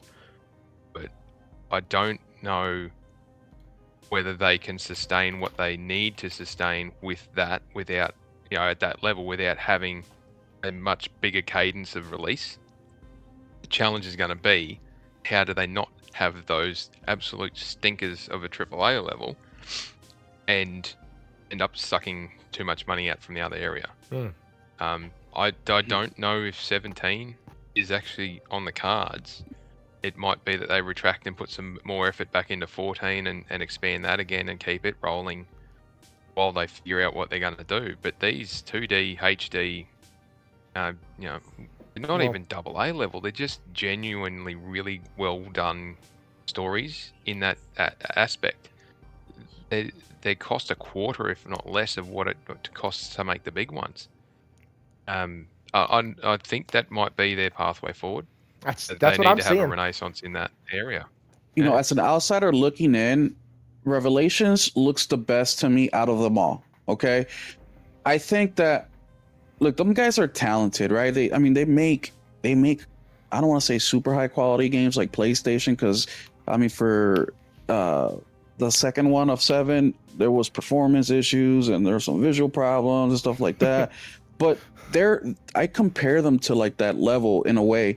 I think that they just need to rebrand the whole Final Fantasy thing, man. This number shit is what threw me off from Final Fantasy for so long. Not even the turn-based shit. Because, like I mentioned, I'm not a big turn-based fan, but I will play a turn-based game. Do I finish it? That's another thing. But who cares if I finish it? They want me to just buy it, and buying it is, the goal here. But if they just rebranded this thing, called this something else, and tighten up on the AAA stuff, I think they can be successful. But I think Falky's right. It's just like the video game industry is growing every year, but yet all these individual companies are struggling, and there needs to be some sort of figuring out on how to move forward, except for what they've been doing, which is blame the consumer, charge the consumer more, give them less. And that's kind of been the issue with PlayStation for me and for a lot of the people that I spoke to over in my community is this. It's like death by 1,000 cuts. It's like, man, you guys screwed us over here. You screwed us over here. You screwed us over here. Why should we keep supporting you? And then on top of it, you drop this big bomb on us. And once again, what I'm saying right now, you can put it, the shoe fits to almost any publisher in the industry right now. And these guys just need to kind of recalibrate and really think about what's important when making these big AAA games, because the room for error is way less. And then another thing I've noticed is that the demand or the expectations are super high just because it cost them 100 million or 200 million. It's like, bro, just because you spend $1,000 on lottery tickets don't mean you're gonna win. You basically have a little bit better chance versus the one guy who paid $3 for a ticket. It's gonna be the research you've done into it, the work you put into it. What's his name? But he's famous on YouTube. I'm sure you guys will know his name if I say it, but I think I said it on this podcast. He went to the Summer Game Fest and he was talking to a lot of developers, and he thought that they would shun him when he got there because he's critical. And he was surprised that everybody was willing to talk to him, except for the odd duck here and there. But what he loved about the experience is that the developers were there not just showing off their new game, but also asking questions. Hey, what do you like about this? What don't you like about this? What do you think we can improve here? What can we improve there? But he said there was a section of developers who kept basically blaming the consumer and still trying the same thing over and over and over again that has failed already 2 or 3 times, and they're just unwilling to learn from their mistakes. And if we look at the industry in general, based on what we saw during the showcases this summer, something that I've always complained, especially when it comes to PlayStation, because I like PlayStation for their single player narrative driven games, is the live service stuff. And with this last summer of all the showcases, we didn't see very of it. I mean, we saw a little bit here and there, but we saw that focus back to the single player, story, narrative driven type of games that we all love. And you can tell what developers are trying to learn from those mistakes and which ones are not. And it's sad at the end of the day, because I don't want, we see and I'm kind of jamming all the topics in one, but we see the layoffs over at Xbox, right? We see, the layoffs earlier in the year with Sony and the shutdown of Blue Point. And even we know the potential that was there with Blue Point. You know what I mean? So I think that's what was so saddening and infuriating. Like, bro, have these guys do another remake. Like, what are you doing having them try whatever they're trying? But I think that there is a sense of out of touch with reality when it comes to these video game companies. And look, that's a reality for a lot of corporations. It's not just video games, it's everybody. But video games in specific is because we're in it, we love it, and the risk is so high. So high. I mean, we're in a era now where one game is make or break. You know what I mean? You could have 20, 30 years of trajectory behind you, and your next game could be the thing that fails you. Like, to me, that is insane. So we're in an era right now. I'm going to piggyback on that real quick. We're in an era right now where you can make a great game or release a great game, sell 2 million, and still get told 2 weeks after that or a week after that, hey guys, we're still going to be cutting 51 of your developers. Mm-hmm. Like then that's actually one of the stories for tonight. So that's why I'm saying that. Like, this was Assassin's Creed Black Flag Resynced studio, Ubisoft Barcelona strikes to protest 51 staff members being laid off. Now, this is after the game has sold, wait for it, 2 million copies on its first day. Now, these layoffs were reported a month ago, but let me tell you this. If a boss comes in and says, hey guys, we're going to be laying off some people, the performance of the studio is not, or your performance is not doing that well, you're on the chopping block, I know you have this project you're working on, we'll let you finish that up. That project comes out, sells 2 million, blows the gates off for a freaking remake, cool, 2 million out the door. They come in and you're like, guys, we did great. They're super happy with us. This is awesome. And they still come in and say, hey guys, you're fired. Like, that's the weird thing. That's what the industry is right now. Tango Gameworks had the same thing happen with Hi-Fi Rush. Hit every metric that it was supposed to. Internally, they were thrilled. Gamers enjoyed it. They were already pitching a sequel. Like, all of this stuff was happening. Boom, gone. Like, this is the weird shit that's been going on in the industry that makes us scratch our heads. Because go ahead. Yeah, no, and part of it is, I made a comment about this ages ago. There's a very big difference between looking at them as a project and looking at them as a production. Man. And some operate like these things are standalone projects, IT projects, or however you want to put it up there. And they're the ones where you get, it went great after we've delivered the project. Now you're all off until the next one, and then we'll staff up for the next one, and then you're off. And then they're the studios that have got, and the development houses that have got the rotating, it's like a revolving door for people in and out. Whereas others that have stability in their teams, the smaller teams, they work like a production house. And thinking like a production house, like a book publisher or a movie production house or something like that, they have a team of people who just operate producing stuff and building it and creating it and then they ship it and they go to the next one. They ship it and they go to the next one. The stability gives them the ability to work at a much higher level, and you get a much more premium product out of them, but it doesn't necessarily cost more. And Sucker Punch is a great example of that. You think back to the late 90s, early 2000s for TV production, prior to streaming. And it used to be that they'd just come up with, these absolute hits of TV shows that would have 7, 8, 9, 10-year runs. And then they'd stop that, and they'd sort of a few go over here and a few go over there, and they'd start up these other ones and they'd go again.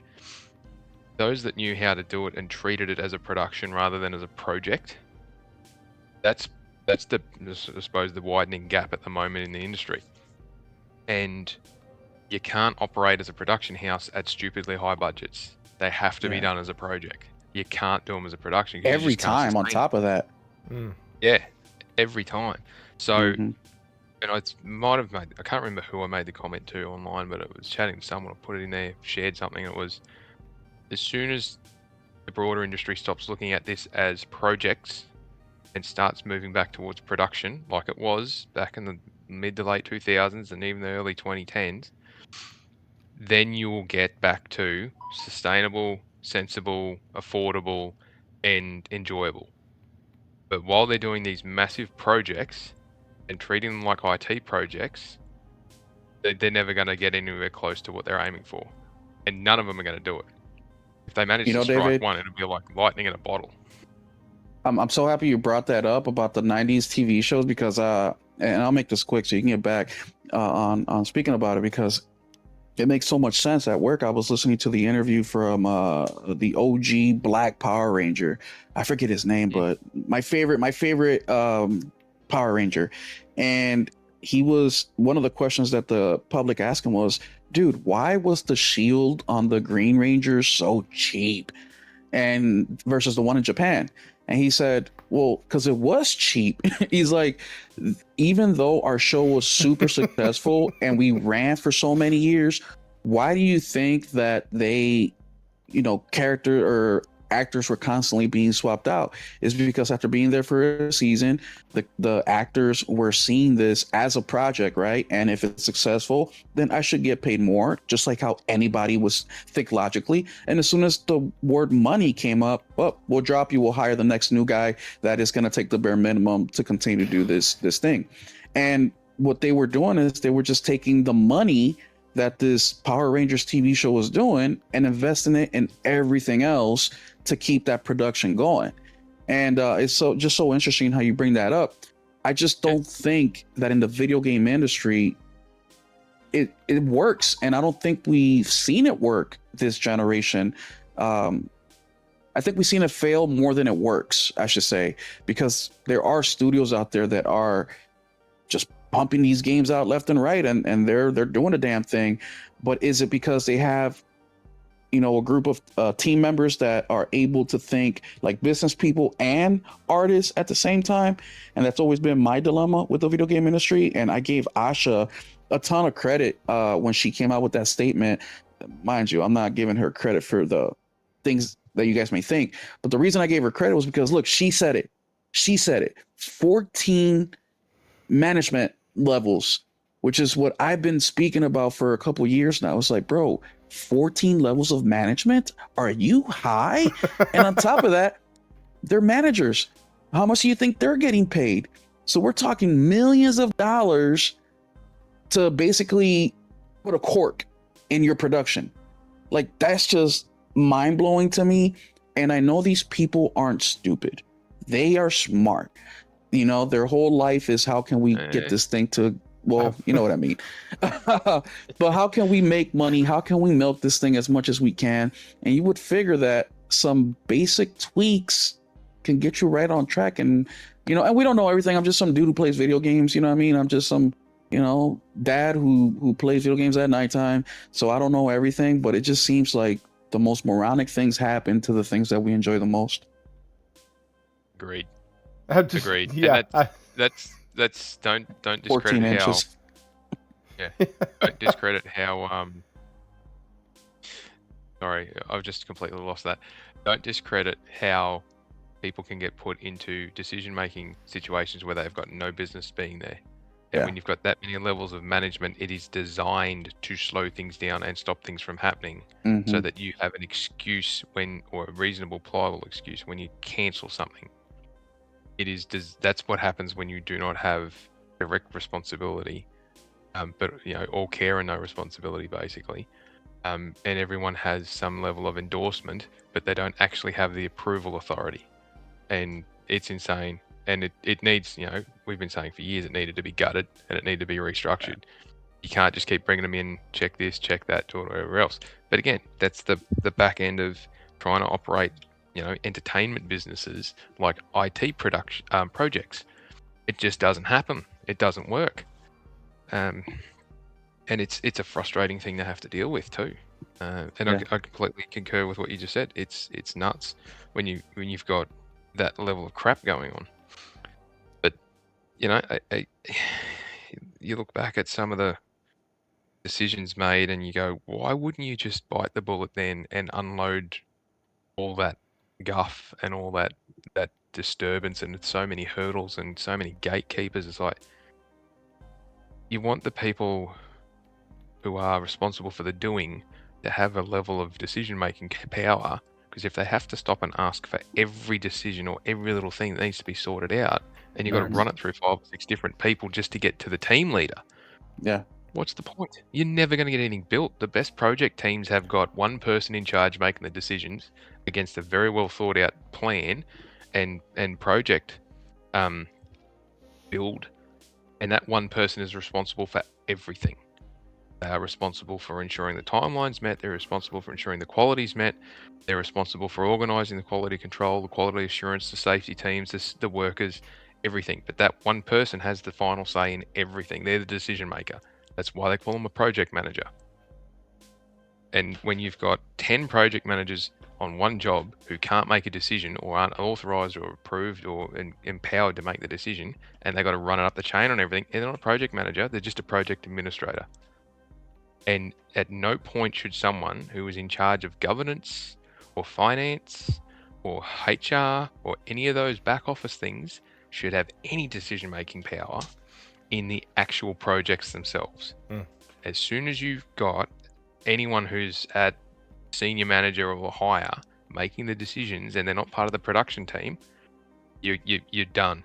You might as well stop now, because you're never going to get it to work, ever. And I'll use Sony as an example, PlayStation as an example. They have the production quality team, Scott Roden and his team, right?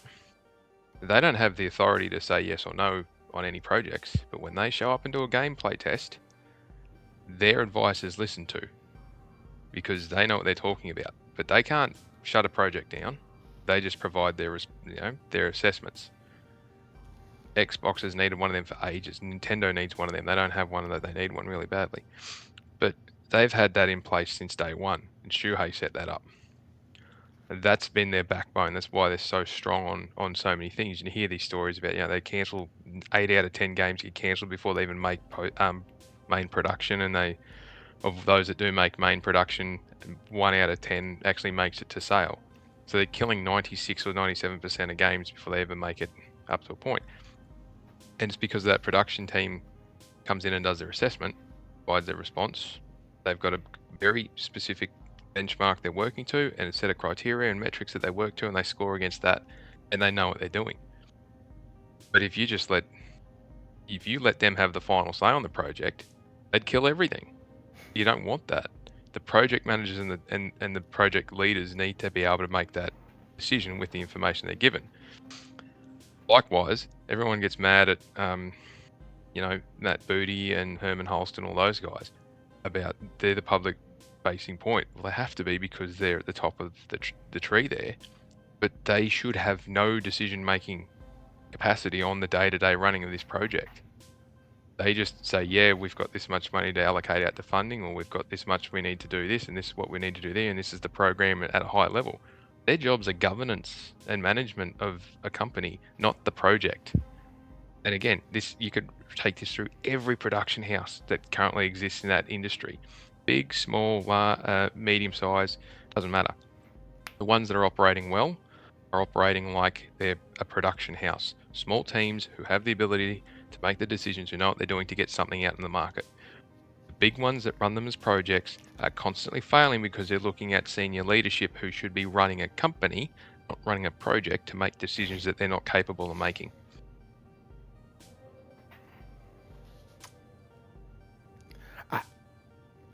Do you have Thank you for anything coming to to add? my TED Like, Talk. I'm about to say, like, do you? I'm sitting here like, yeah, yes, 100 times yes. Well, if you notice, go ahead, Thrifty. I was gonna say, I am tired of hearing about studios overspending, projects having to come out, and go through the roof and sell all of this. Like, God bless. We just had GTA. Now, granted, GTA is a different kind of animal, but Lord help, they said that the game cost $2 billion to make. Like, the fact that that game had to come out and, first of all, it actually hit the number, but like, it had to come out and hit such a ridiculous number out of the gate should never be a thing that somebody says about a video game ever. Like, the fact that it had so many pre-orders, and I think the number is estimated at like 3.3 billion in pre-orders, already paying for the 2 billion that the game cost to make. That is not the norm. Yeah. And what, huh? Well, they've still got the $4.6 billion worth of losses over the last few years that they've got to make up for with that game. So it's not quite performing as to what the company needs it to do. But it's dear God, it's still in just pre-orders alone from the first week. That 3.3 billion, I think for some reason that number's sticking out in my head, is 3.3 billion. Maybe about that. And so that's gross. So they'll have at a 3.3. I think they got 2.8, makes it back to 2. Sure. I'm using it as an example of not every game can hit that number anyways. So the fact that it keeps dwindling down just keeps proving my dang point. So I'm just staring you up. It doesn't take much. Tonight is a more laid back night anyways. But it's interesting when you look at these games and the price tags on them and the fact that they have to sell so much, and then you play a game, and I know that people have their opinions on it, but you play a game like Ghost of Yotei that was $60 million. And you're like, man, that's proper management, that's proper studio allocations, that's proper allocation of funding, and they got the game out, they did well with it, it sold well, everybody was happy, it boosted up their numbers. Not everybody. Everybody as in PlayStation. It boosted up their numbers. It internal revenue was up. They said that. That was from one of their investor calls. They attributed their increase in first-party sales and the fact that the number was good to Yotei and one other game, and I can't remember the other game now. We'll see what it does to the next game Yotei, whatever. I'm from freaking Arkansas, dude. Like, Yotei performed well enough in sales that Sucker Punch's next 2 games are effectively paid for. See, and that's the type of shit you should be looking forward to. Like, that as a studio, that's what your goal should be. Stellar Blade came out, did well, it paid for Stellar Blade 2. Like, no doubt in my mind, it also paid for them to be able to walk away from PlayStation and not be, tied into PlayStation's ecosystem and to be able to go everywhere day one. They said they weren't able to do that with the first one, and they basically, if it wasn't for PlayStation, they wouldn't be able to make it in the first place, or to finish it rather. And so, like, that is how those relationships should work. You get in on the ground floor. Kena Bridge of Spirits did the same dang thing. And Sony approached them about making a sequel. They were like, no, we really, really don't want to. That's not what we're here for. We're kind of wanting just to go back into animation. We just wanted to challenge ourselves to see if we could do it. And then they, changed up on that, and now it's coming out on PC and PlayStation with an Xbox release, I think, later on down the line. So, and that wasn't a money hat thing from PlayStation. That was they didn't want to focus on, they wanted to focus on the other 2 platforms first and then bring it over later. Like, and people are like, well, they're ditching Sony. They're this, they're that. Like, maybe, or that's how those relationships are supposed to work. You get a studio off the ground, you help make a project of theirs happen, and then they get the choice, hey, do you want to stay with us or do you want to go? Like, that's how that should work. And so that's cool. Good deal. Yeah, studios need financing. That's bottom line, studios need financing. How do you think Expedition 33 got on Game Pass? They needed some financing, and they got it. And it was kind of the same scenario. The Sandfall Interactive has actually praised Game Pass for making the game have a huge contribution to the game was their Game Pass deal. And so like that's really cool. The fact that it sold more on PlayStation doesn't effing matter. The game got made. And that was the point. And then Sandfall Interactive now gets to pay for their next games with the success of their first one. And that is really where we should be with these studios. And my goodness, when you have a company like Square Enix coming out and every game has to essentially pay for itself, and they barely do that, if they do at all, you're left in a position where you're constantly just you're Sonic in the second or third level under the water, constantly having to go and find an air bubble because the music is playing and you're about to drown. And anybody here who knows what I'm talking about, God bless you, because that sound still haunts me. Like that's one of the worst drowning sounds and drowning animation. They will literally show you Sonic gasping for air, dying, and floating off the screen. Like it's pretty effed up what they showed 10-year-olds back then. Like, God. Oh man, that stuff will give you nightmares. Won't it ever? Like, geez. Anyways, not many drowning mechanics can do that. Like, that's not a thing for me. But the anxiety that you get, I've gone back and played a couple levels in Sonic because they've re-released it like 45 million times. And so I've played a few different levels in it, and I always get to the water level, and I'm like, no, I'm just, no, I'm done. I'm out, and I stop playing it until the next time, and then they release it again, and I'm like, yeah, sure, I'll try it out. I've just pre-ordered Cult of the Lamb Collector's Edition. Thanks, Will. I don't know about this. I think you'll like it. Studio needs financing. Stop saying. Okay. So we have, 15 minutes now until we're supposed to be ending. We just covered the Assassin's Creed Black Flag stuff a little bit with the studio in Barcelona. We covered Xbox a little. Very little. We talked about PlayStation Plus. I'm not really going to get into that. They have some games coming out this month. Rise of the Ronin, Avatar Frontiers of Pandora, Dying Light, Power Rangers Rita's Rewind, and and Firefighter Simulator Ignite. So, like, literally there's a game for everybody. If you want horror, they got it. If you want a little firefighter simulator, you got it. If you want to play as blue giant Smurfs walking around an open world, you got that too. If you want to be a samurai, you got it. If you want to play some retro title, you got that too. I do not think it's quite. I don't think it's out of the realm of possibility that this month actually looks really good, for no reason. It's actually very interesting that it looks really good because there have been a massive amount of people, not massive. On social media, you would think that there is a massive amount of people who are unsubscribing to PlayStation Plus. I think that's a good amount.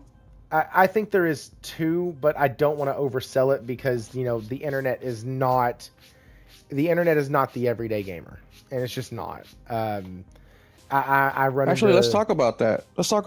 Because sure. I just had a stream today about that same thing exactly, where I was just updating the guys on any information that I saw, Brazil, France, Mexico, rumors and things like that. But, one thing I said is, look, PlayStation is willing to get rid of the physical gamer, or the ones that are willing to leave, because not everybody's going to leave, and probably a small percentage will leave. To get that pay raise that they're looking for by funneling everybody to digital as much as possible. But something that these analysts sometimes, actually most of the times, and David's right here, so he can correct me if I'm wrong, the unspoken benefits of somebody like the physical gamer, right? We know roughly how much they spend per year. We know roughly how many games they buy, et cetera, et cetera, et cetera. But I was speaking to a couple casuals in my personal life, and I say, when you're looking for gaming news, where do you go? They say, I go to YouTube. I'm like, okay, who in YouTube specifically?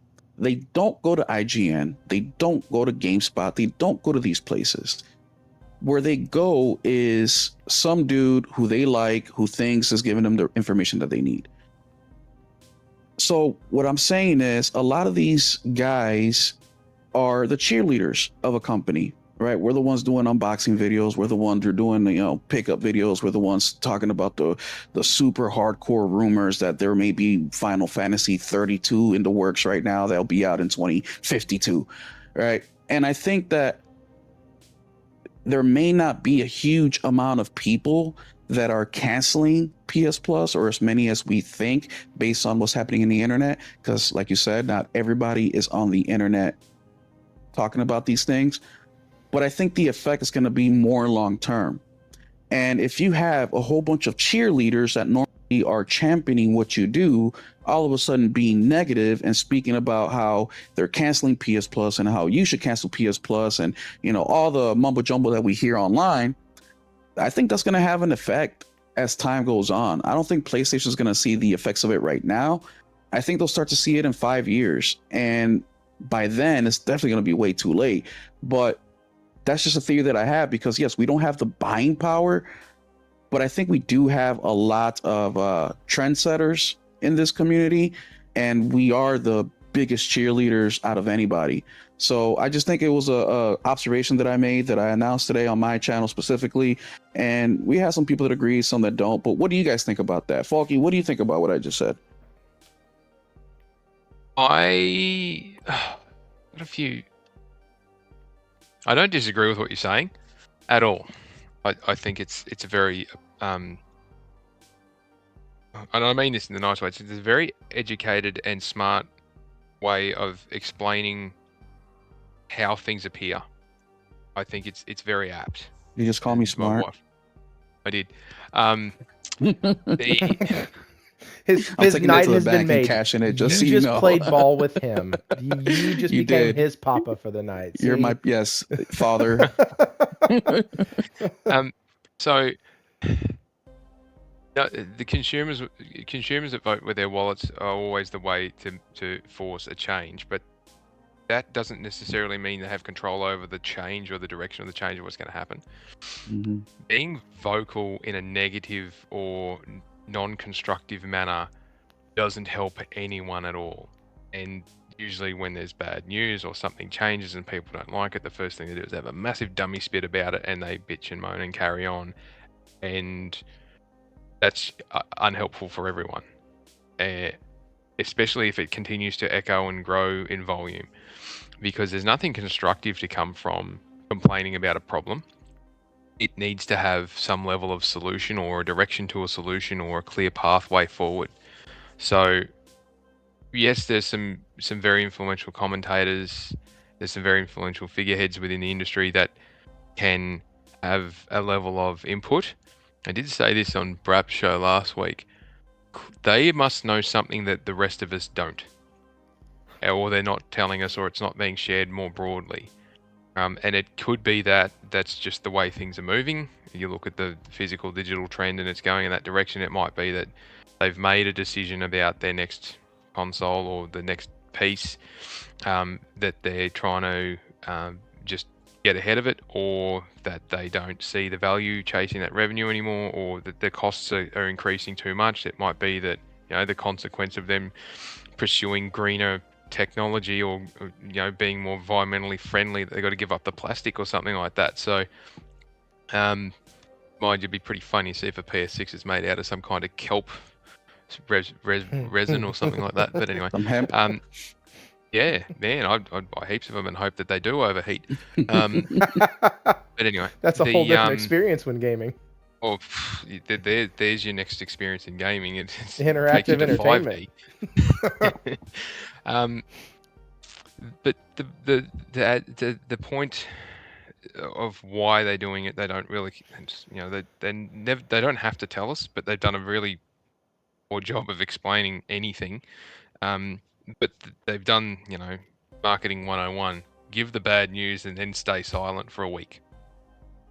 And everyone's saying, they're going to walk it back because they're being quiet. It's like, no, they've just done what they used to do in the 80s and the 90s and the early 2000s whenever bad news came out. Was, here's the bad news.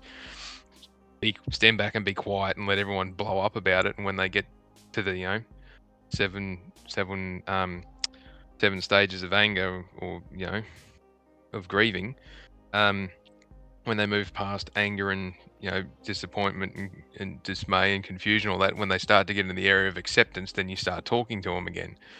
But whatever they know that isn't massive public knowledge, and I can speculate on a couple of them, but they all make business sense. But it also suggests that they're trying to get in front of some kind of economic issue, because if they're tight on funding for projects, they've got to make this, they're retooling one of their major production houses, or production facilities, to do something else. We don't know what the something else is, but it's obviously more viable than printing discs. But if they're only doing, I can't remember what it was. I had the number there the other day. Lenses, 10%. Yeah, the micro. They're lenses. going into lenses or something like that. And they are the main supplier of lenses to Apple.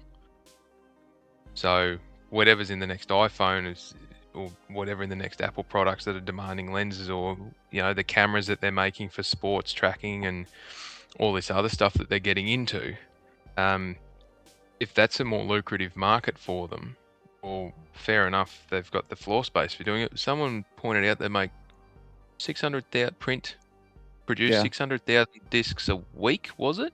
Yeah, it's either a week or daily. Yeah. So it was something like they do because mind you, they're still doing 70 million physical discs a year. But the thing, what I tell the guys is, it's a shit ton that they produce, but the number is 70 million. It's been stable for the last few years. It's just, and you're probably going to take the smart part back soon, but I don't think it's that complicated. I just think that they're having problems with materials. They're having problems with, the chip and everything else. And they just want to continue making the same money that they do, just like when they lay off, 3,000 employees. It's not that they're losing money. It's just that they want to do better than they did last year. And if we got to lay off 1,500 to do so, then that's what we're going to do, because we still got to get our $30 million bonus. And, and even though physical still sells 70 million physical, I'm saying physical a lot, even though we're still selling 70 million physical video games per year, we're only doing 1.5 billion in revenue. That's a rounding error for them. So I think it's just as simple as, we want to continue, so therefore we're going to cut this off, because if we do, we're going to get a 30% increase on first party automatically.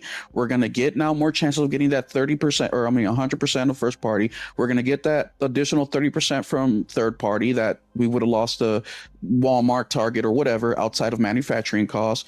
And I just think it really is that simple. It's just, the problem that I'm having with PlayStation is not that they are taking physical away, which is taking an option away.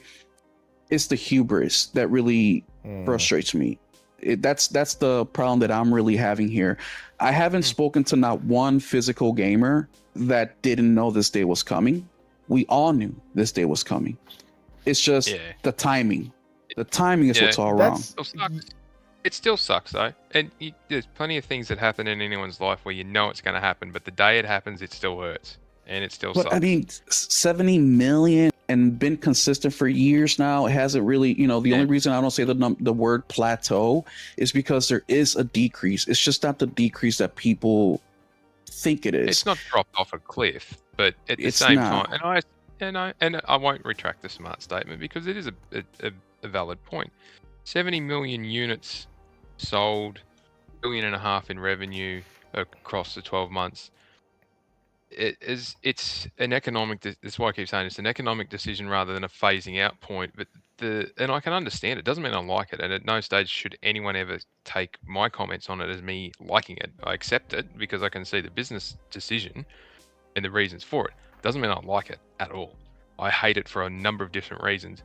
But well, having said that, the concerns aside, if you have competing priorities for the funding that goes into that production, and there's something else that can create a bigger return, the laws of business basically say, or the rules of business say, you go for the thing that gives you the maximum return for that input, because you're legally bound to for your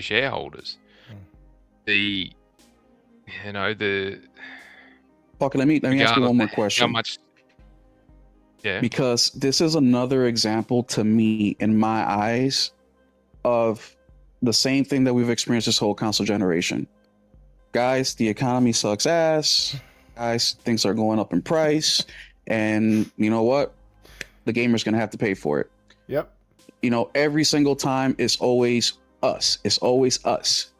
While they're having a record breaking year, more money than ever, but yet it's always us. And not only is it us, instead of working a little bit harder to make up for some of that difference or put the effort, they never do. You know, when we talk about the PS5 Pro, one of my biggest complaint was, wow, this thing is $700. We got to buy everything separate. Okay, but can you at least bundle it? So instead of spending $810 to buy a disc drive separate and a stand separate, can't you just do me a deal for $7.99 where I save $10 just to, just a little goodwill for being a loyal customer? No, it's always milking. It's always, and it's not like PlayStation is having a hard time where they can't pay the bills. It's a complete opposite. And I think that is when I said earlier, death by 1,000 paper cuts or whatever it was I said earlier. Yeah. I think that's where we're at. And I think people in our reality don't give a fuck about the physical. It's that everything else that goes around it.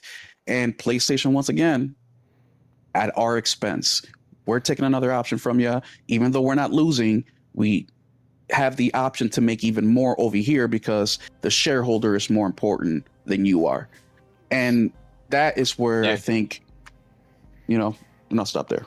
So no, it's all right. And you're right. It sucks because in most OECD and Western, economies, that is the laws are written that the shareholder is the one that's protected, not the consumer, not the Josh, worker. they're doubling the price of a video game anyways. Well, you think it's not going to go to $80?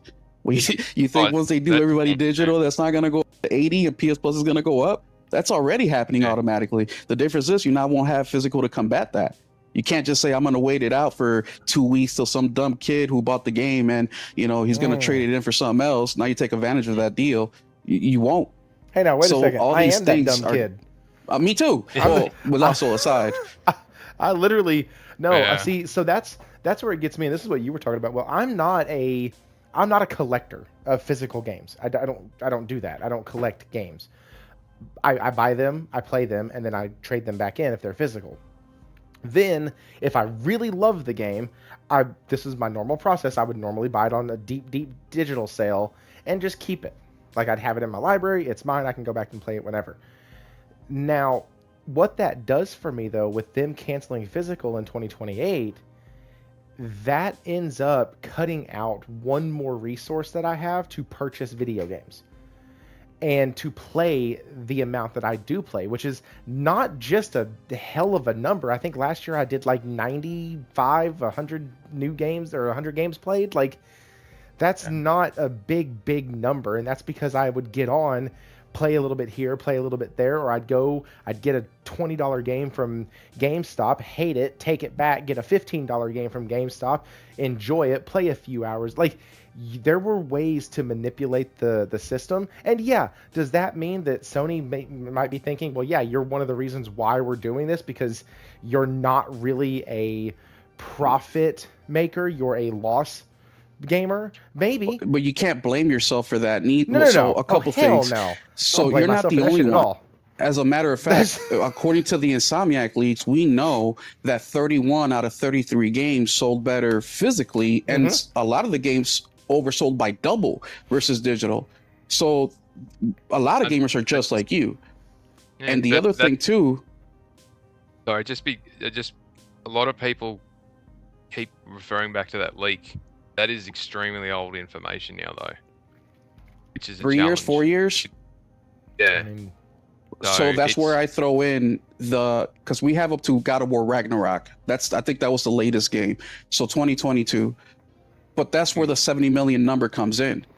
Every year we are still maintaining at 70 million with less product, by the way, because there's less physical games being printed, but yet that number is still holding strong.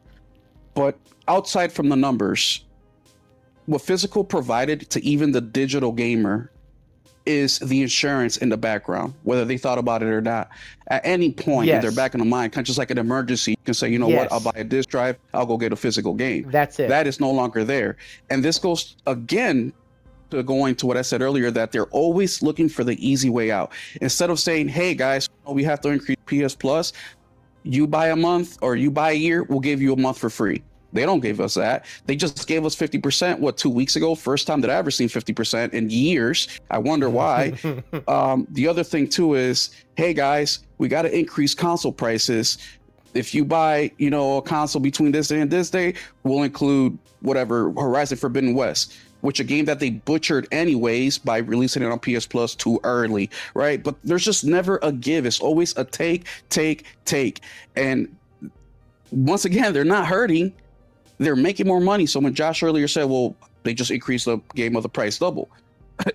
They're already doing that. GTA just cemented it after Nintendo implemented it. So that's going to happen next. And the one last point that I was going to say in regards to this was, I lost it. I'm sorry. Continue. That's right. I don't disagree with what you're saying. This is the crappy thing. I see why they're doing it. I don't disagree with you. I can see why they're doing it. And I feel like I'm trying to explain it is just. Well, because you sound like you're defending it, right? So when I point out tonight that when I try to explain it, I sound like I'm defending it, and I'm not defending it. It's not that you're defending it; it's that you're laying it out clearly to just show us that PlayStation is a piece of shit. I mean, it's just simple. They don't care about their customer, or they at least care enough to try to get more out of them and lose the ones that will get them to that goal closer. It's that simple. They're willing to sacrifice whatever they need to. They're not chasing the coupon holders. We'll put it that way. No. So, and they've done this before. They did this in the 90s with their electronic products when they were pushing to be, at that point, the back end of the 90s and in early 2000, they were the biggest company in the world in terms of market cap. They were number one. And they've done it a couple of times throughout their history since the late 80s, where they've got products and they've pushed them to a point of being specific in their, they're masquerading them, I'll put it that way, as a premium product. And they start charging a premium price for it, and they go through a point of contraction and chasing their market and their margins. And then when they get to a point of, we need to try something new, sometimes it works well, other times it doesn't. And they tend to have more high-profile failures than high-profile victories, we'll put it that way, high-profile wins. The amount of margin that they ate to do the launch 2019, 2020, all through the COVID lockdown pieces, where they didn't pass on the increased cost of the freighting for the launch. In 2020, 2021 financial year alone, they ate something like $4 billion US worth of additional costs, and they didn't pass it on to the consumer then. So now we're paying for it now. But the problem is we're paying for it now in today's dollars, not those dollars. So the invoices always come with a payment date, and the further out it is, it always comes with interest. Exactly. So I told you, smart person. And this is part of it. And I'm gonna sleep so good tonight.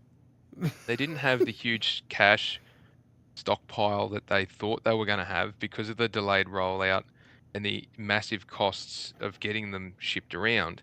And that drained, their TV business didn't do well. All their consumer electronics didn't do well because they couldn't ship them anywhere. So it wasn't just, the gaming part of Sony. Every part of Sony started hemorrhaging cash. And they ran it pretty close to, They had enough to buy Bungie and spend fucking how much on whatever other live service games though. And that was the other problem. They used their margin to do all that, and they've done some really creative accounting to not have to pay what they said they paid for that thing. But it's just, and it's mostly on paper. The amount of cash that actually changed hands for Bungie was 4/5 of not much. It's actually less than half of what they make off physical gaming, if you want an analogy there. But the outcome of all of that is they had bank accounts that were nearly empty. They had issues with cash flow. They've all these massive costs that they've then got to pay for, and they chewed their margin to pieces, chasing things, trying new things, I'll put it that way, that they thought would work, and that they were compelled basically to try because it was working for others, and they didn't want to get left behind, so they had a crack at it, and they didn't work. And you stack up a couple of different things in Same terms of thing happened to decision Rockstar making. with the mobile. Exactly. And Sega bought Angry Birds. If they haven't done the write down for that thing yet, it's just about worthless now. And those sort of purchases and all that sort of stuff, and there just isn't the money floating around that like there was back then, 2019 to 2021, in terms of funding available for doing stuff. It's just not big dollars available, or no one wants to take the risk. So effectively, we're Sony as the case there. We're paying now for what they did then, for them to be able to continue to meet what they need to do to put, I think it's in total something like $6 billion back in to get them to where they, to cover off on what they basically took in the teeth to get the thing up and running. And yeah, they don't go for penny pinches. They're trying to pull every last cent out of the high value customer as they can now. And they've said it unapologetically Oh yeah. and openly in many investor calls. They are trying to maximize the money they get out of every user rather than chase more You know what users. worries me the most, Falky, is look, I know this, I'm not fighting a battle. Like, yeah, I love my physical games, but at the end of the day, I bought both, right? I bought digital and physical, and the majority of gamers do the exact same thing. Yep. Okay, because 70 million do not magically appear by 10 or 15% of the populace, or of the consumer group. But the thing that concerns me the most is actually the digital gamer. I'm out, right? I have my collection. I'll maintain my PS5. I have multiple PS5s. I'm gonna go buy another PS5 as background. I got a couple disc drives, whatever.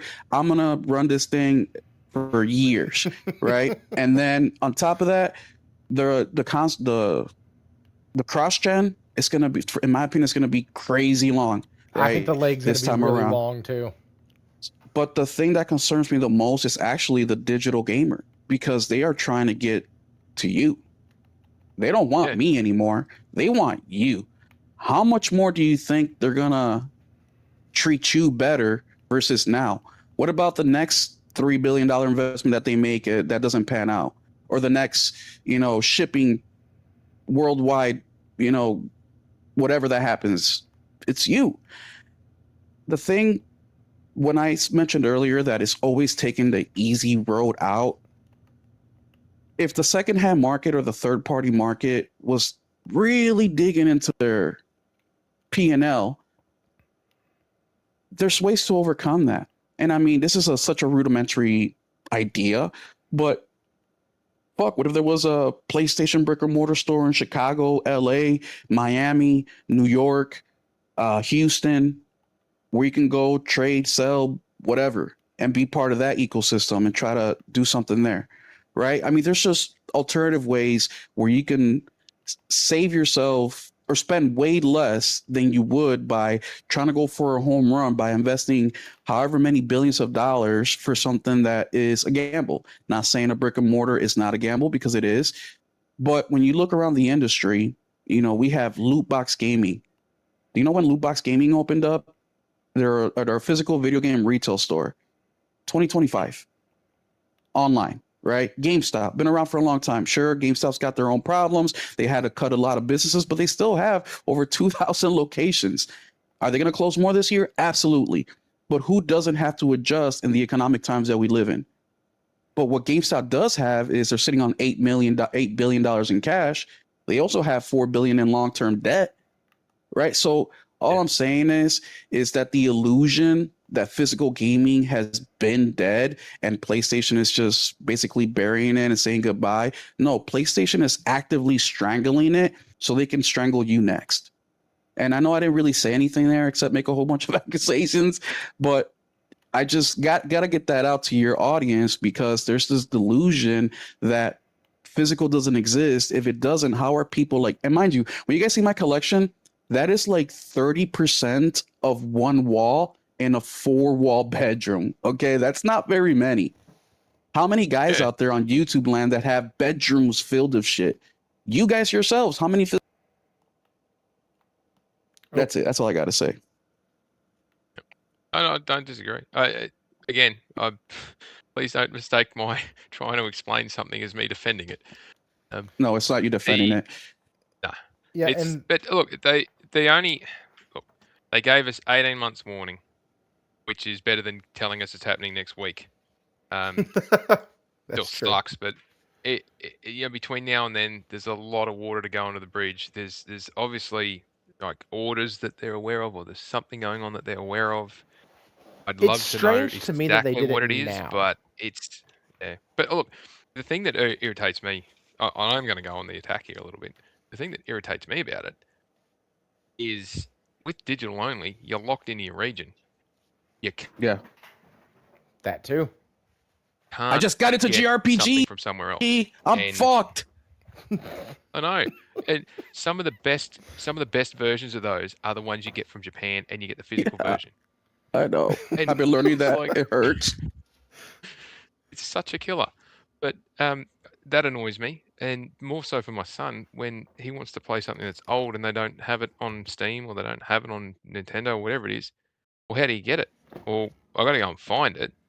And what's physical and exists now will be in existence, but it's the new stuff coming that won't exist. Right. And I think that might be I have asked the question, I haven't got an answer yet, and I've asked some people, is there an issue with discs limiting what they can actually make?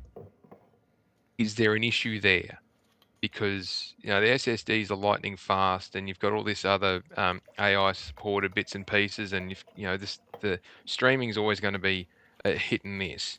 But is there an actual limitation in what they're trying to build now by running something off a disk? So And the easy way around that is you would just have multiple disks and have the whole file there, so you just upload it onto your Even drive. now, And off you go. like I do But the Will It like, Play on so the channel. Hmm. It takes just the same amount of time. I mean, to install the data from the disc to the console, it takes, it depends on your internet speed. But the other thing too, Blu-rays now can hold up to 150 gigs. And if you really take into account how big these games out nowadays, how many games over 150 gigs do we get unless it's Call of Duty where they're sneaking in fucking Warzone and 10 other games that you can just, I just don't see. no, but But go ahead and let's extrapolate this out to the PS6. Okay, so Falky's stating something that is actually kind of interesting because Will, you and I about 2.5 years ago had this conversation about what was going to be next for storage issues because there was a game, and I can't remember what the hell game it was that was coming out on 2 disc. And Could have been what Final game was Fantasy, it? actually. Was Final Fantasy 2 disc? Yeah, Rebirth is I 2 don't remember disc. that. Okay, I have it in Yeah, it in is. my cabinet, but I didn't remember that it was 2 disc. And like we were talking about, like what's the next step? We were talking about how Sony usually innovates. Sony is the one who owns the thing. Like they normally are on the cutting edge of bringing stuff to market, and we were like, I guess they're going to be working on something. And then we also speculated, and I remember this very vividly. We speculated on the PS6 was probably going to be the last true physical gen. Yep. And then we knew the Foggy, you were talking about this earlier. Yep. We knew it was coming. Oh yeah. We weren't naive enough to believe that they weren't going all digital. But Will, you just said timing. it and you hit it on the head. And I've been really quiet, just absorbing y'all's conversation because it's been really good. But Will, you hit it on the head also in saying that digital gamers, because I have a larger digital collection of like 500 plus games versus my physical collection of about 25. And those are games that like Final Fantasy 1 through 6, Final Fantasy 10, 10, 2. It's mainly all of my Final Fantasy games and a couple others like thrown in there that I have. Like The Witcher 3, I have the full collection that came with the map and all that shit. Like I have just the disc and case, not the whole collection that came with the mask, I think, and all that other stuff, or the necklace or whatnot. But like I have a few other games like that, but most of my quote unquote collection is digital. But I've always had physical to fall back on. In a scenario that like you know what? I don't know if this company is going to keep this game alive long enough. I would probably want to get it physically. Not like alive, but I don't know if they're going to sell it on the store. Like Ninja Turtles Mutants in Manhattan on the PS4. Yeah. That game came to the PS4 digitally, and once they delisted it, it's gone forever. Can't get it now. Hey, Thrifty, forget Alive. What about Stellar Blade? Remember the whole swimsuit dilemma where they just put the mesh in front of it? Oh, And yeah. people were, you know who can play that game without the mesh? I can't because I got the physical edition of the game. So I can just delete Right, it, you put have the disc V1. in, and yes, exactly. Yep. And one other thing that I saw the digital gamer is we're getting more games delisted than ever in today's world. But not just that, we're also seeing where the PS3, the store shutting down. Okay, no big deal. I just bought Black Ops 1 and 2 for the PS3. I paid $15, so I paid 50% of the 50% that PlayStation was offering physical. When that happens for the PS6, that's it. It's gone. It's going to be locked up in a server somewhere, and then they're going to do the whole Nintendo. Oh, you want to play Mario 64? Well, it's going to be $80 for a game that we're not going to update. We're not going to do shit for it. So Take it or leave it. I'm going to actually push back on that with and this is the only topic we're going to really be able to get to, but it does fall around this, and I'm not using this, and I told Hero this earlier in the Discord. By the way, once again, shameless plug, you can join the Discord in the link below. If you're watching this afterwards, the link is good for 7 days. After that, it no longer works, and you'll have to catch one of the next shows. Anyways, so Hero had mentioned that the first topic of the night had him a little perplexed, or not perplexed. What did he say? Let me pull it up real quick. He said the first topic of the night had him conflicted. There we go. And it was in the Discord, I had the first topic being with players worried about an all-digital future and Sony having a monopoly on game prices, it may be nice to discuss what former PS exec says about the pricing on the PS Store. So, Will brought up the point that PlayStation's going to be able to kind of charge whatever the hell they want and blah, blah, blah. That actually isn't how the PlayStation Store works. PlayStation doesn't get to go in and actually like adjust the pricing structure that's provided to them by the publishers. So the publishers, monopoly isn't the pricing. The monopoly is the store. No. They've already said, this is the other thing. People didn't read that article. And once again, I did. This is me not, I am not defending the decision. You're defending them. I am just bringing up that in their blog post, they said they would offer digital codes to retailers, and there's going to end up just being like the little cards you can go get for digital Nintendo games or digital Xbox games. So they will still have them out on market, and the publishers, guess what? They still make the prices for those.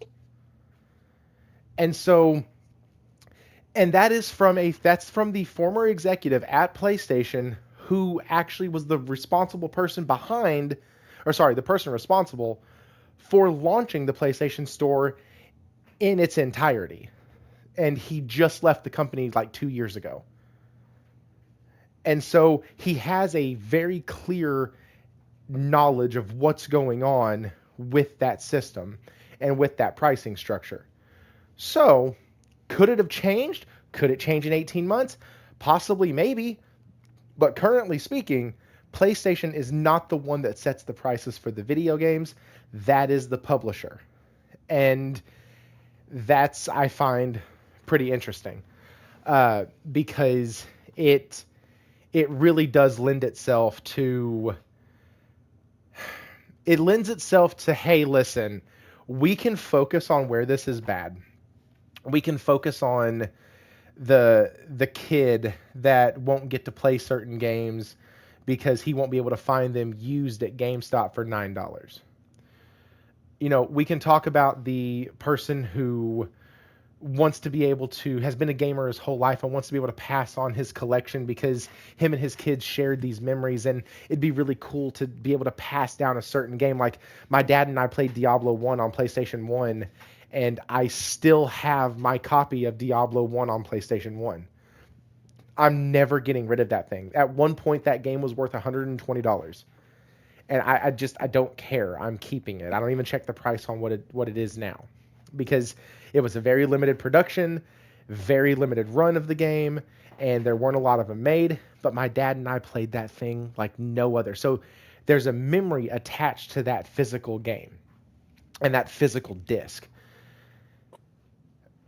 Not taking away any of that, but when we go online, when we start seeing all the outrage, and I was guilty of it a little bit too. I had the day where I had had enough, I had seen enough, and I was pissed off enough, and I did 2 posts, and that was about it. And I got it off my chest, and I was better. But when you look online, and when you constantly see people talking about the pricing structure or talking about these other sensationalized topics, like they're going to be able to monopolize the storefront, they address those things in the blog post already. We can be mad that we don't get fucking refunds. Let's be mad about that. Hell, Steam games. You know what happens when I go and Google a title that's available on Steam and PlayStation? Under the Steam tab, or under the Steam product on Google, it will show at the very bottom 14-day return policy. You know what the PlayStation one shows? Not a damn thing. It shows get wrecked. That's what it shows. It says get fucked. If you buy this game and you play even 1 second of it, it's yours. You own it now, digitally. You're screwed. Like, so we could talk about that. You don't gotta play a second. You just download it. Is it just download? I thought you had to actually start it. Nah, or is it just... you download so if it, it's you're in done. your library, you can get your money back. But if you download it from your library, you're screwed. Yep. Yeah. Yeah. And sometimes not even that. Henry pre-ordered Call of Duty, and because he played the beta and PlayStation couldn't distinguish between the two, he couldn't even get his money back. Hey, look, I'll use the example PlayStation gave me. Hey, this I think it was called Parcel something, a game where you like skate around, deliver packages and shit. I was like, hey man, this game is broken. Like, I don't... PlayStation's like, well, that's not our problem. You got to contact the developer. We didn't develop the game. I'm like, great. Well, what's the developer's contact info? Sorry, we can't give you that either. But so you're right, but at the same time, this is PlayStation's fault that people are talking. Like, I don't talk about the monopoly thing because it doesn't matter. They're going to charge whatever the publisher's going to charge. PlayStation's going to charge whatever they're going to charge. It's the access that is the biggest complaint right now. We don't know what they're going to do exactly. What we do know is that they're taking an option away from us, and they haven't communicated further what they're going to do. So whatever people are talking about, right or wrong, that's PlayStation's fault. They haven't said anything except that we're getting rid of this and this and that. That is it. So they're doing this to themselves. Just like word of mouth is a great thing. You've done this before, Thrifty. You sell a car. You treat your customer awesome. They love it. They go park that car, in the garage. Neighbor sees it. Hey, man, where you get that car? Oh, man, this awesome guy, Thrifty, you're over at ABC Motors. Well, you get another sale because a neighbor now wants a new car and he heard that you treated him well. It's the same shit in reverse.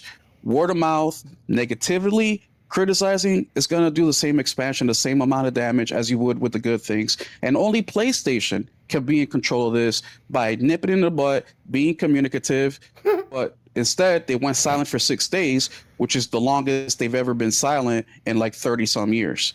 Let's be honest. They're still silent on the shit that actually people want to know about. Well, they still are. Yeah. They have... Yeah. They're never going to talk about it again. They're not going to mention a word about it again. It's done.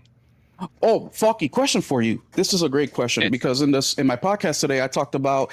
So Moore's Law is Dead. I had a podcast where he talked about how when PlayStation will post for a publisher for free whenever it's like the first time a game getting announced, or if a game is like getting a DLC added, or if they're getting, going out of beta into alpha, not alpha, but from alpha into, or beta into actual 1.0, those are the times that they do it for free. Otherwise, there's, a check you got to write. And not just you got to write a check, but it's also packed, so you got to wait months. How do you think that these publishers are reacting when every post is a shit post? Do you think that they're gonna get to a point where, like, hey, PlayStation, remember when we dropped Assassin's Creed Resynced and it was all shitpost? Like, we didn't get our money's worth. Like, what's pricing structure going to be like now? You know what I mean? Do you think those conversations may happen or will happen? Will definitely are occurring. Yes, absolutely. Absolutely. And it's probably the hottest topic going on in the digital marketing team since they rocked up with Sid the Sloth and said, you need to publicly post this. They will be putting out some serious fires. They will be pulling contracts out and looking at wording and pointing out wording for those that have to pay or asking for some kickbacks or some lower rates. I imagine that there will be a fair bit going on. I mean, we saw they changed the symbol for GTA 6 and then changed it back, even though that was planned because of the dates. Everyone just jumped on it and went, hey, they've been told to this. Like, no, the negative. Look, if you're trending positive or negative, it doesn't matter Sure. to a large degree, but you also don't want to have the indie games that have, they've done a deal and they're forking out some big dollars to get that promo stuff for it to just be completely overlooked. They're the ones, the double A's and the indies, I think, are the ones that hurt the most, but they've really they're more the takers than the setters. But, in that aspect, it's definitely something that will affect them. How long will it affect them? I don't know. The publishers are all on board with this, because we were told that this was, effectively being driven by them. To part of it, there'll be multiple parts of that jigsaw to make the decision, but the publishers are, and I'll take the flack if people want to send it my way. The publishers are equally as responsible for this happening as PlayStation themselves. Because if the publishers dug their heels in and said, this is not what we want X, Y, and Z to continue, then there would have been a deal made of some degree. But not one of the major publishers or even the tier 2 publishers have come out and said anything against it. They haven't said a word, and the silence from PlayStation is bad enough. What about the silence from the 20-something major publishers that are all on this? Not a peep. They didn't even comment. No. And that's just as much damning on their involvement in this and their greed that's associated with it as the platform owner themselves. And I don't think there's enough mud has been thrown at them about this. Sony's taking the whole heat themselves, and the publishers are getting away scot-free. Yeah, for now, I would say for now. And you're right. I think it'll be, in general, there will be scot-free. But I think that... All right, sorry. Before you jump in, just to cap that off, though, if the blow-up... Then this is back to your earlier point, Will. If the blow-up had been not just at Sony, but at all the publishers as well at the same time, and the toys were being thrown out of the cot at everyone, that would have made a bigger difference than people blowing up just at PlayStation. It genuinely would have made a bigger difference because every publisher would have been wearing it. And they would have all looked at each other and gone, crap, are we doing the right thing here? Maybe we just push it off. But that's the sort of response that gets in. When I say people have a dummy spit, they have to dummy spit at everyone involved, not just one. Because if one's taking the heat and the rest get away scot-free, it won't change a thing. Especially if it's social media that's driving the blow-up. So, anyway, sorry, you were going to say. I was going to say that it's just, one, is too early. 2 weeks is not enough time. But also, just to be clear, guys, nothing's going to change, okay? I'm not sitting here trying to... Like, nothing's going to change. I want to make that very fucking clear. Like, I don't think it is. Not even a small chance that anything's going to change. And the reason I say that is because the way they've been treating us all console generation. I mean, you don't have to be a genius, guys. Like I mentioned, they don't give us anything in return. Their production has slowed down. This is the first time in, 2 years that we get more than one game in a year. And, I think another reason why PlayStation is taking the heat the most is just that death by 1,000 paper cuts. Is like, we want to take it out on you. You're the biggest platform holder. You're the one you're the leader of the pack, right? None of these other publishers like, come on, you're the de facto exclusive box. I mean, like, anybody who doesn't want to cough up the money to publish for other places because they don't see the value because there's only 30 million boxes here or whatever over there. It's like, well, PlayStation's easy because they got 150 million active users. Yeah, let's just do it there and Steam, and that's it, right? I just don't think that the gamers as well are organized enough. This is too big of a problem for them to, go after every single publisher that's involved. In a way, I do think they are going after every single publisher, because if you look at every single trailer PlayStation has dropped on YouTube for the last 2 weeks, it's a shit post. Every single post that they've done, no matter the game, is a shit post. They're going after, Santa Monica, asking them, hey, is your next one going to be physical? Yes. Well, of course they're going to say yes, because the game's coming out before 2028, dumbass. So yes, they're going to say yes. But in a way, I think that it is spread out over everybody, and it's just PlayStation is the funnel here. It's going through them, it's going around them. And the other thing too, and then I'll shut my mouth because I know it's getting late, is this is on a whole different level because culturally it's impactful, right? And for those of you guys that love Japan, love the JRPGs, love the Japanese culture, which I do too, how do you think the Japanese feel right now? They still have a big portion, if not, some reports say the majority, some say half, some say slightly under half. But the point is a lot of them are still physical. As a matter of fact, they're getting physical games that we couldn't even dream up here in the West. They're getting complete editions, Game of the Year editions, where everything is on the cartridge, everything is on the disc. How do you think they feel? So not only is PlayStation saying, look, we're willing to wash our hands with the physical gamers, but they're willing to get rid of their home base, which is something that, from my understanding, they've been working hard to gain over the last couple of years. So far as to go as selling their products a little bit cheaper over there. So I don't know if this is, making anybody feel better or worse, but I think that it is time for people to really take a closer look at the hobby that they so love. Whether you're physical or digital is completely irrelevant. Is look at the value that they're offering you. When we're talking about the PS6, I said this today, on my PS5 Pro, Horizon Forbidden West, I am getting upscaled 4K at 80 frames per second. The PS6, what is that going to offer me?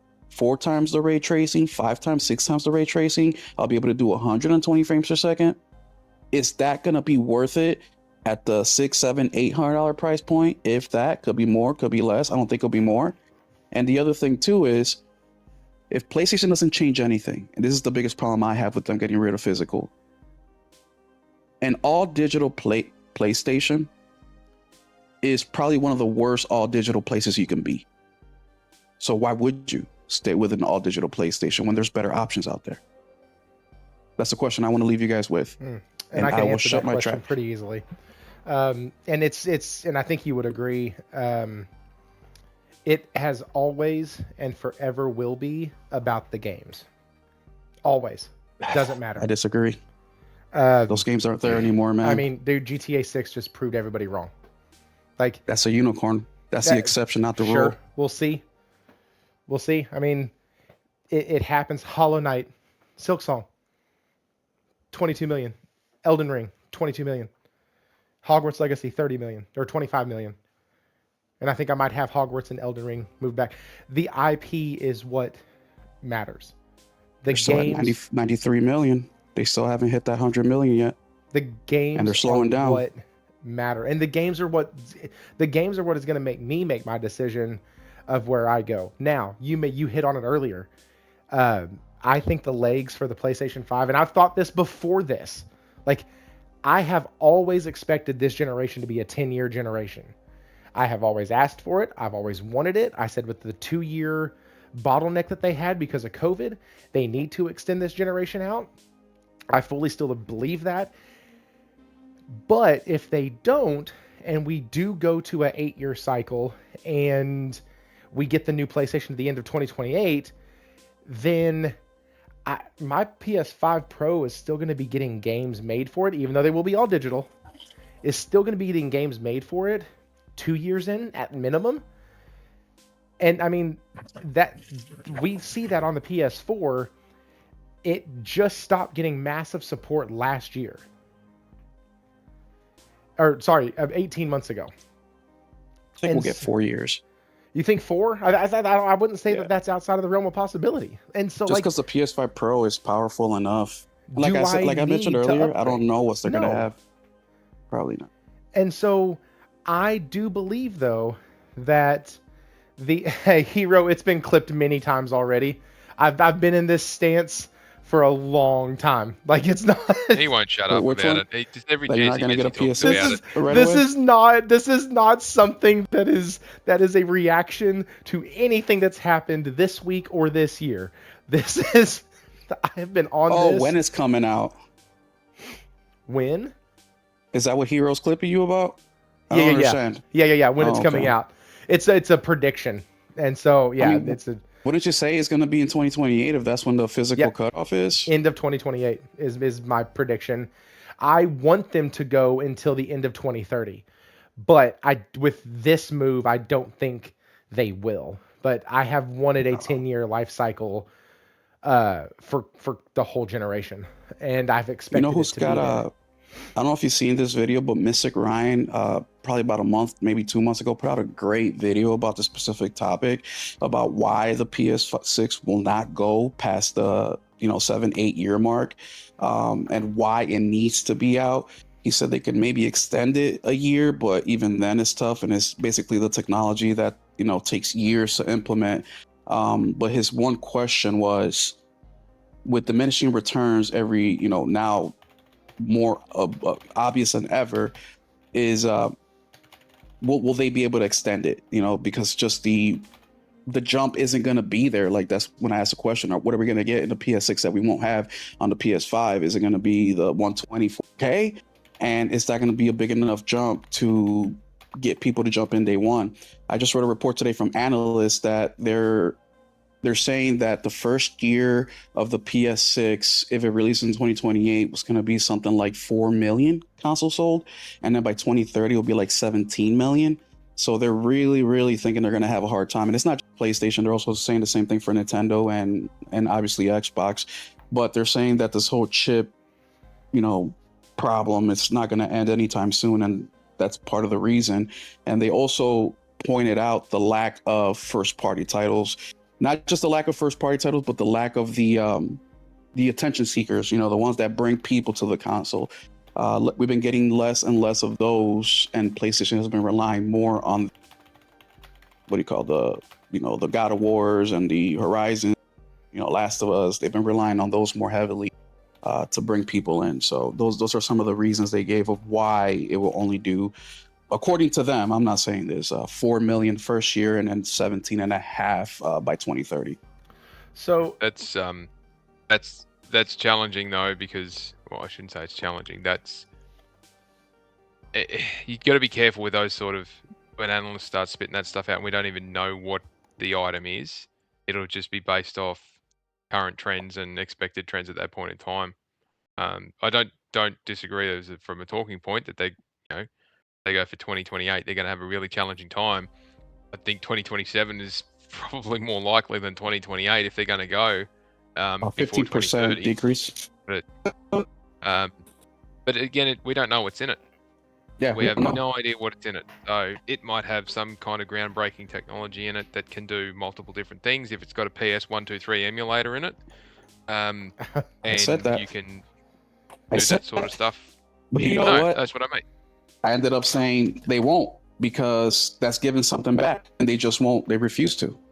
So at the end of the day, I took it right back. I was like, PlayStation can sell me right now on the PS5, on the PS6 digital. Go back compat to PS1. Give us a USB disk drive where we can play PS1, PS2, PS3, PS4, PS5. Hey, fuck, throw a Vita slot on the side. Throw a PSP little disc reader on the slide. I'll pay $1,000. But they won't. But we don't. hey, We give don't me know just what a sec, the Will. handheld's gonna be You're as well. botting pretty So- hard. All right, I do have to apologize. I do have to head off. No, it is time. It is about an hour past time, so we are we are Told good. you not to leave me in charge. I know, but it was a really good conversation. That's why I didn't want to jump in much. Y'all were handling both sides of the talking points pretty well. So I was like, I don't need to add anything to this. It's great, and I'm totally fine sitting back and just being a host and going, "Hey, y'all talk. Have fun. David, adopt me. David, adopt me. uh, See, again, I will point out it is possible to have a conversation from opposing sides or different sides and still have a civil conversation without telling each other to go jump. yes, I or enjoyed it. jump. I thought tonight was lots of fun. yeah. Oh yeah, I had a and, great time, like as always. with Rachie, I wish that I could just talk to you more about this, because he's coming from the standpoint that if you buy a PS5 Pro to play PS5 games, why can't we just buy a PS6 and play PS5 games even better on it? So basically saying that and he also said earlier that it doesn't make a lot of sense people who bought a PS5 Pro but ask for a 10-year generation. So the thing is I asked for the 10-year generation, one, before the Pro came out, but two, that really doesn't affect the way I view it, because they still were hamstrung those first 2 years. And so in my opinion, I count that as just like 1 year, because it was so hard for them to get consoles into people's hands. If they would have had the ability to produce in 2020 and in 2021 like they could have now, they would already be at 100 million consoles sold, no questions asked. I don't even think there's a doubt in my mind that they wouldn't already be at 100 million consoles sold, no problem. Even with all the chip shortages and shit now that's going on, they would have cleared that probably last year. And so I fully believe that they got a little screwed over on that because of just the economics. And Xbox did too. Nobody could get anything. And so Everybody did. yeah, it was everybody. Hell, the new car market even got wrecked. Like, that's why you could get freaking anything you wanted for whatever piece of junk used car you had. Dealerships were giving the world for them because they couldn't get inventory from their supplier. Distribution wasn't distributing. And so they couldn't do anything with it. And so That's that a question for you. Hang Do you real think quick. PlayStation? Hang on, real quick. I just want to wrap up this with Raichi real quick. Because when you start looking at it and you go back to some of the other shows that I've done where I've talked about this, it has nothing to do with performance or anything like that. And I've always added the caveat that they could do something ridiculously stupid and boom, all of a sudden everybody's on board and it's okay and all this and blah, blah, blah. But with the graphical quality of the PS5 at the time, I didn't really see a need for a PS6 to come out or to be rushed out. Then they came out with the Pro, and I'm like, shit, I'm set. I'm good. My games are coming out at either 60 FPS in upscaled 4K or 1440p with 40 frames per second and ray trace. I'm good. And like, I don't have to worry about upgrading this or upgrading that, which RAM goes in what slot, who can do this. Then if you put the RAM in, you got a fucking power supply that matches the RAM that you need, because holy shit, that's a whole thing. And then there's ways that you can daisy chain it to go off of another power supply, but you're not supposed to do that because they spike and they do, like, there's a ton of shit that goes into just trying to upgrade a PC to where it can start playing these games when I already have something that plays them extremely well. And so I don't necessarily see a need. And now you add the pricing into it. Dude, if that thing comes out anywhere close to the $1,000 line, I am out. I don't care. I didn't buy the PS3 when it first dropped.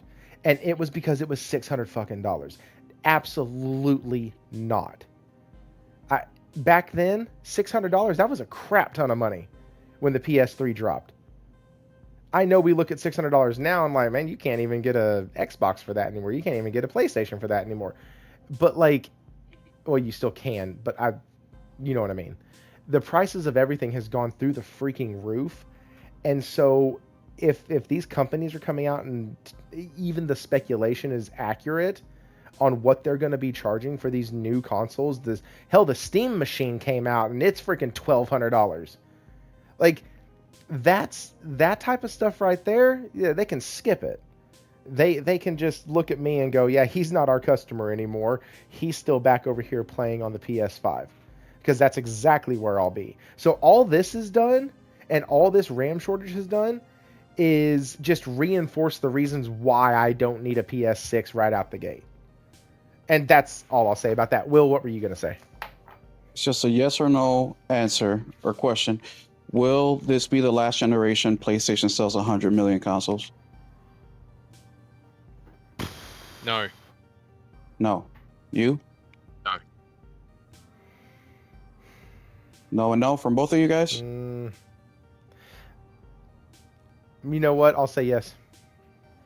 I also say yes. Okay, that's it. I say yes. Okay, We could yeah, I talk agree. about that some more maybe the next time y'all are on. Yeah, just yes or but no. I that's want to drag it out. Yeah, that's. I believe it because I think there's enough people. Never mind. Fuck it. Okay, guys, thank y'all so much for being here. Falky is here. Will is here. I'm here. It's been great. Will, I said in the intro, this is the 50th episode of the Gaming Den podcast.